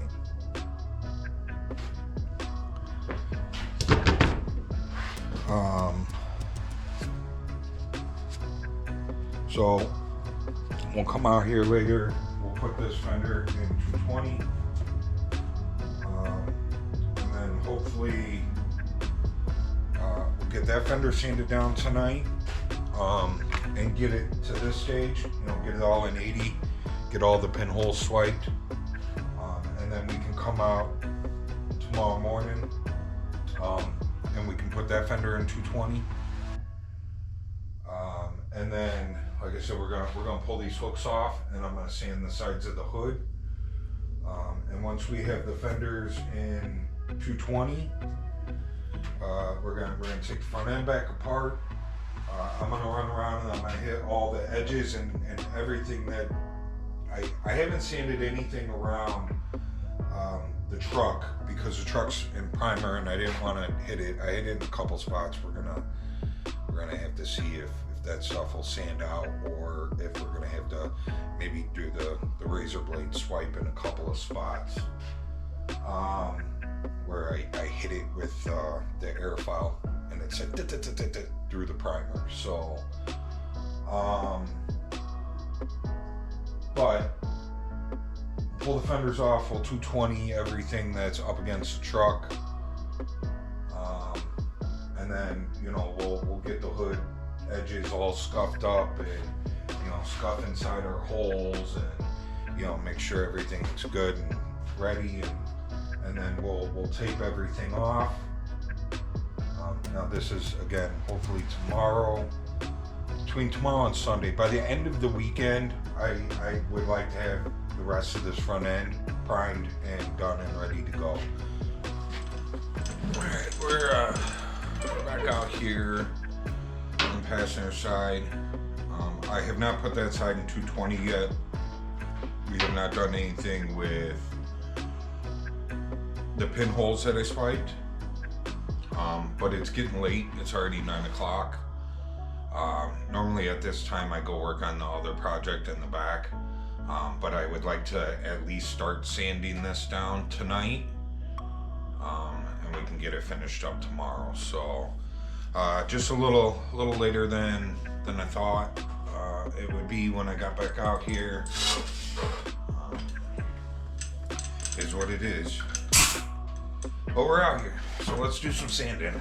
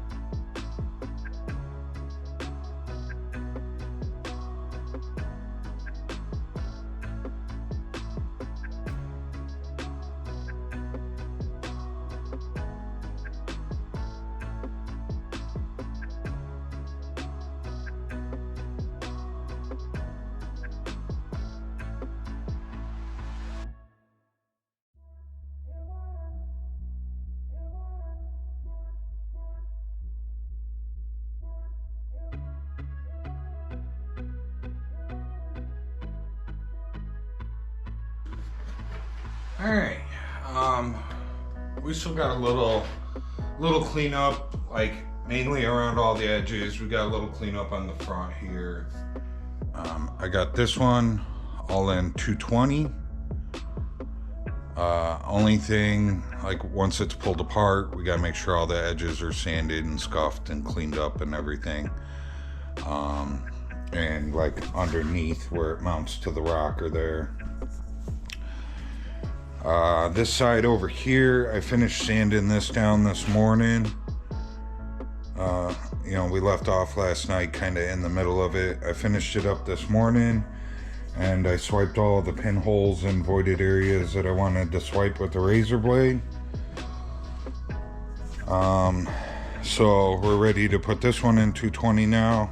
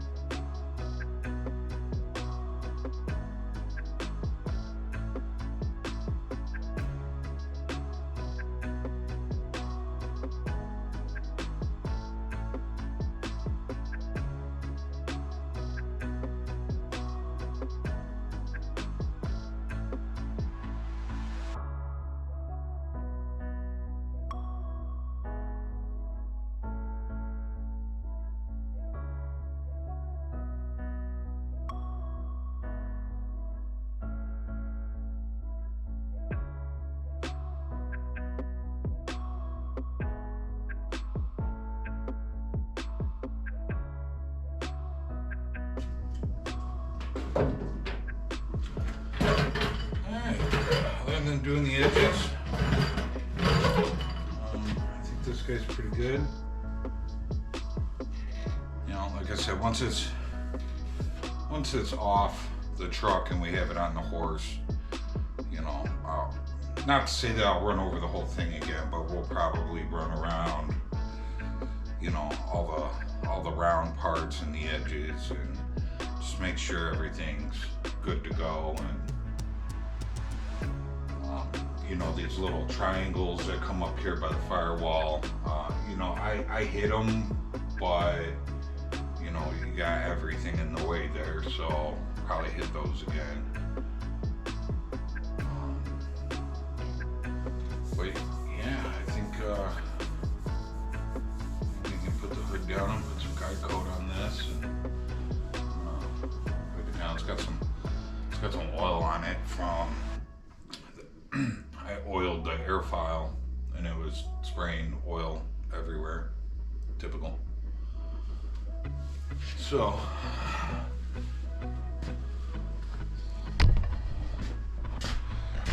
let's start off by taking these hooks off.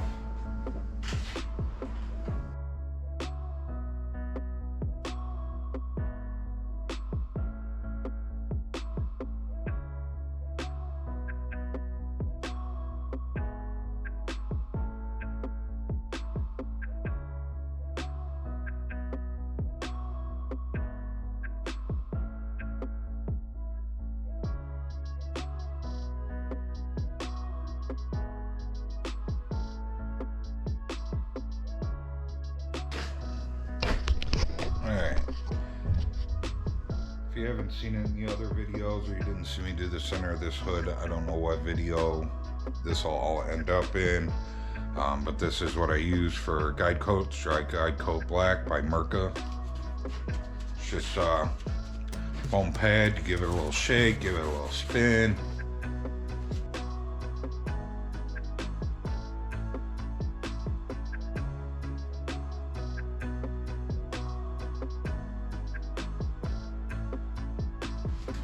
Okay, so we're gonna give this a go. You know, we're gonna sand this down at 220.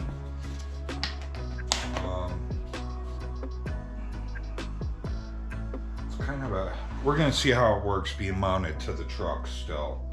Hopefully it'll be mounted good. You know, I don't want to be like slamming into the top of the fenders and gouging up the fenders, because, you know, my longboard you know, the actual board itself, like there's a piece of foam on it, but the actual board itself is metal. And you smack that into anything, it's gonna gouge it. So, and then it also has these like little hook saw blade looking things on there that clamp down onto the paper so that the paper don't come off. You slam that into anything, it's gonna gouge it. Like,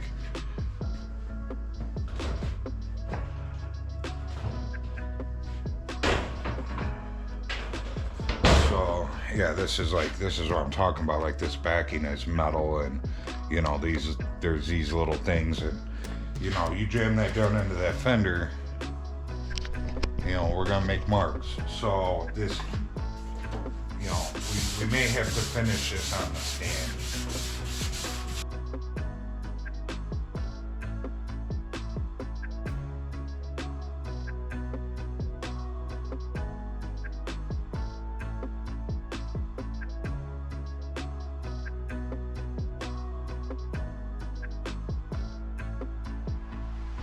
Okay, we got this side sanded down. Everything looks good. I'm super happy with it. So we'll be back tomorrow to do the other side and take the front end apart, hit all the edges, and get it primed. So I've been busy off camera, as you can see. We got the whole front end taken apart minus the grill. I'm probably gonna pull the grill off here shortly. We're gonna be wrapping this guy in plastic. We'll just put the grill back in the back. It'll be easier, I think, to wrap the plastic around the frame rails and over everything. Oh, excuse me. I always take a drink of coffee before I turn the camera on, and that's what I get. Excuse me. Okay. So we got everything in 220. We got the hood in 220. As you can see, I don't have the hood over here at the moment. There's not enough room in here. With having the Monte Carlo up on jack stands and no suspension underneath it, we can't push the Monte Carlo back to. I have the Jeep all the way up against the Monte Carlo, so that is as far back as we can go, and this is all I have room for. Now I'm sure I could have cleared out all the tools over there. We could have maybe scooted this guy over a little and scooted him over a little, and maybe we could have got the hood over there. But then I think I would have been trapped in the garage. We wouldn't have been able to get out. I mean, I'm sure I would have, but I think it'd be easier to just do them separate. We'll do the fenders tonight, and maybe Tuesday or Wednesday or Thursday, sometime during the week next week, we will get that hood primed. So anyways, we got everything in 220. I got all the hot spots cleaned up. We ran over everything with the scuff pad. Scuff pad really helps if you get hot spots in your metal when you're in the middle of your body work. You know, these are ready to go. You don't want to go back and sand your metal to get rid of that hot spot, because then you're taking away the filler around that bare metal, trying to get that hot spot to go away. So red scuff pad will bring that metal back to shiny. So we have done that. We have ran over all the bare metal spots with the red scuff pad. I have blown out and cleaned the insides. As you can see over there on that one, we have a clear visible spot to that inside bracket that we made for the hood latch. So I'm gonna work right now. We're gonna paper and tape off all the stuff that's already primed. You know, if you got that stuff scuffed and sanded and you don't mind scuffing and sanding it again, then who cares if you get some overspray on it. But we haven't sanded or scuffed any of that stuff yet, so if we get any overspray on it, it's not going to adhere. So you don't want a layer on there that's not adhered to anything. So either sand it and scuff it or tape it off so that you don't get overspray on it. We're gonna tape it off, and then, you know, while I have it taped off, we're gonna cut out a little circle around that thing. We'll tape off around it, and we'll prime those as well while we're at it. I don't know necessarily that we're gonna tape off. I don't think we're gonna tape off the bottom side. It's gonna be pretty hard. I think we're just, you know, not that it's gonna be hard to tape off. It's gonna be pretty hard to get overspray down there when we're priming here, and that is facing down. So I'm not really too concerned about that. I think we're just gonna, you know, we're gonna back tape off this edge, let the paper droop down. Probably gonna take a couple pieces of paper. We'll cut out around that. I think we should be good. Maybe just a couple pieces of tape around stuff is just a little extra overhang blocker. And I think we're good. I think we're ready to prime these. So let's get these taped off and get some plastic over the truck, get some primer mixed up, and let's get these bad boys primed. I'm excited. You know, I know that we gotta like reprime that hood, but basically, other than maybe just a couple of small pieces, we got the windshield surround that we still have to do. There is that lower valance that goes down between the bumper and the grill down here on the front that we haven't even started yet. There's that piece, the windshield surround, and I'm sure that there's something else small that I'm missing. But for the most part, these are the two last main things that gotta be primed. I know we still gotta prime that hood again, but that hood's already been primed once. I consider that primed already. Technically, we could go through and just spot prime the spots that need it instead of repriming the whole thing, but we're not. We're gonna reprime the whole thing. This is it. Like, I'm excited.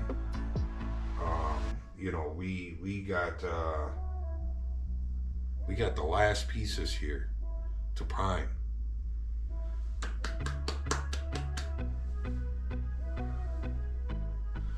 This has been a long journey.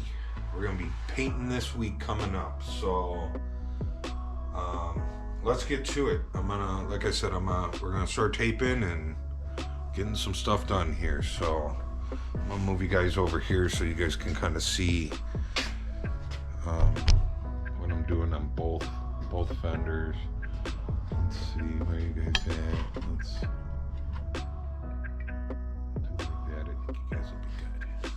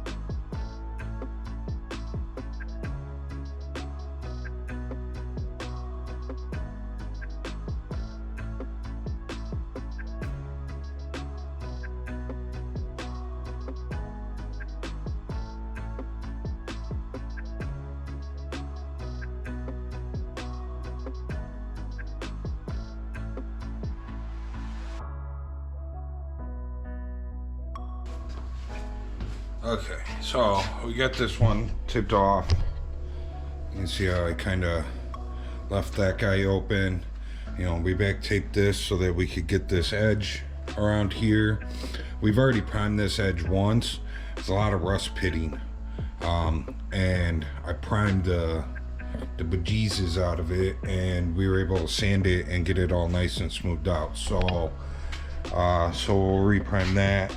We'll get this primed. We kind of got this back taped off here. You know, I may put a piece of paper here just in case. Here I think just a piece of tape is good enough. You know, there I think we're good.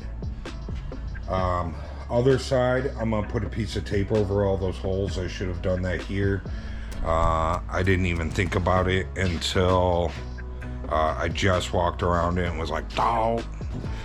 So we'll be back. I'm gonna get this other fender taped off real quick. No sense in you guys watching me do the same thing twice. So we'll be back when we're ready for that, and I'll see you guys here shortly. Okay, we are back. We are all taped off. Both fenders ready to go. I have primer mixed up. I'm about to put it in the gun. So, wish me luck.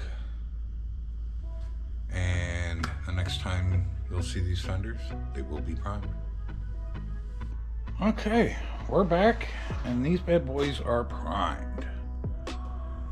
So, they came out good. I'm happy with them. They actually came out a lot better than I had thought. There is a little high spot there. There was a high spot in the metal. I don't know if you guys can pick it up on the camera. It doesn't look like it. So, but there's enough primer on there that'll block out. The other things that I see, I don't know if you guys can pick them up on camera, but I sanded this while it was on the truck, and this is where it bolts to the bottom of the rocker, so there was a line in there. I was supposed to sand that again when I took them off, and I didn't. I forgot about it. It's on both sides. But I believe that will come out in the primer. And you know, that's where it mounts to the bottom of the rocker. So I think that we will be just fine. And then the other spot that I seen that I was unhappy with is this front piece here. There was a hard edge of filler right along here. That you could tell that it was sanded and feathered out. It just wasn't feathered out enough. It was a hard edge. So I put a few extra coats right here. We should have no problem blocking that out in the primer. So, but other than that, I think everything looks good. We got a couple coats of primer on those things. So I think that this surround here looks really good. That was so rough. And I didn't fill it with filler, and it was all rust pitty. So and that had already been primed once, and we sanded it all out, and now that's the second coat of primer on there, and I think it looks beautiful. So I think we're good. I'm happy with everything. Couple of little issues with it that I seen, but I put a couple extra coats of primer where I seen those issues, and I think we will have no problem sanding those out. So, worst case scenario, if I could see that anything would need to be reprimed on here, it would be the front edge of that fender over there, where I had showed you that there was kind of a hard edge of the filler where it didn't get feathered out enough. Sometimes when you have these fenders were a lot of work to make them look nice, and when you have a lot of work like that, you're bound to miss something. And if that's all that I really missed was those couple of spots, I'm okay with that. So, but anyways, I'm gonna call it a night. It's been a long day, but we got these primed, so yay! That is the last major parts that need to be primed. So we still got to do the hood. That's just going to get like 2 light thinned out reduced coats of filler over it. Primer over them. It just needs enough to kind of cover over everything and give me something to wet sand. So when we prime that out, like, we won't be putting guide coat, we won't be long boarding that with 220 or 320. We will be going straight to 400 wet sand and ready for paint. So that is not going to be a high build situation. That is just kind of like I'm going to seal it and then I'm going to let it dry, and we'll wet sand that out. So these though will get guide coated and blocked out with 320 and 400, and I think we will be good. So all right, I'll see you guys in the next one. Remember to like, subscribe, share, leave a comment. I'm out.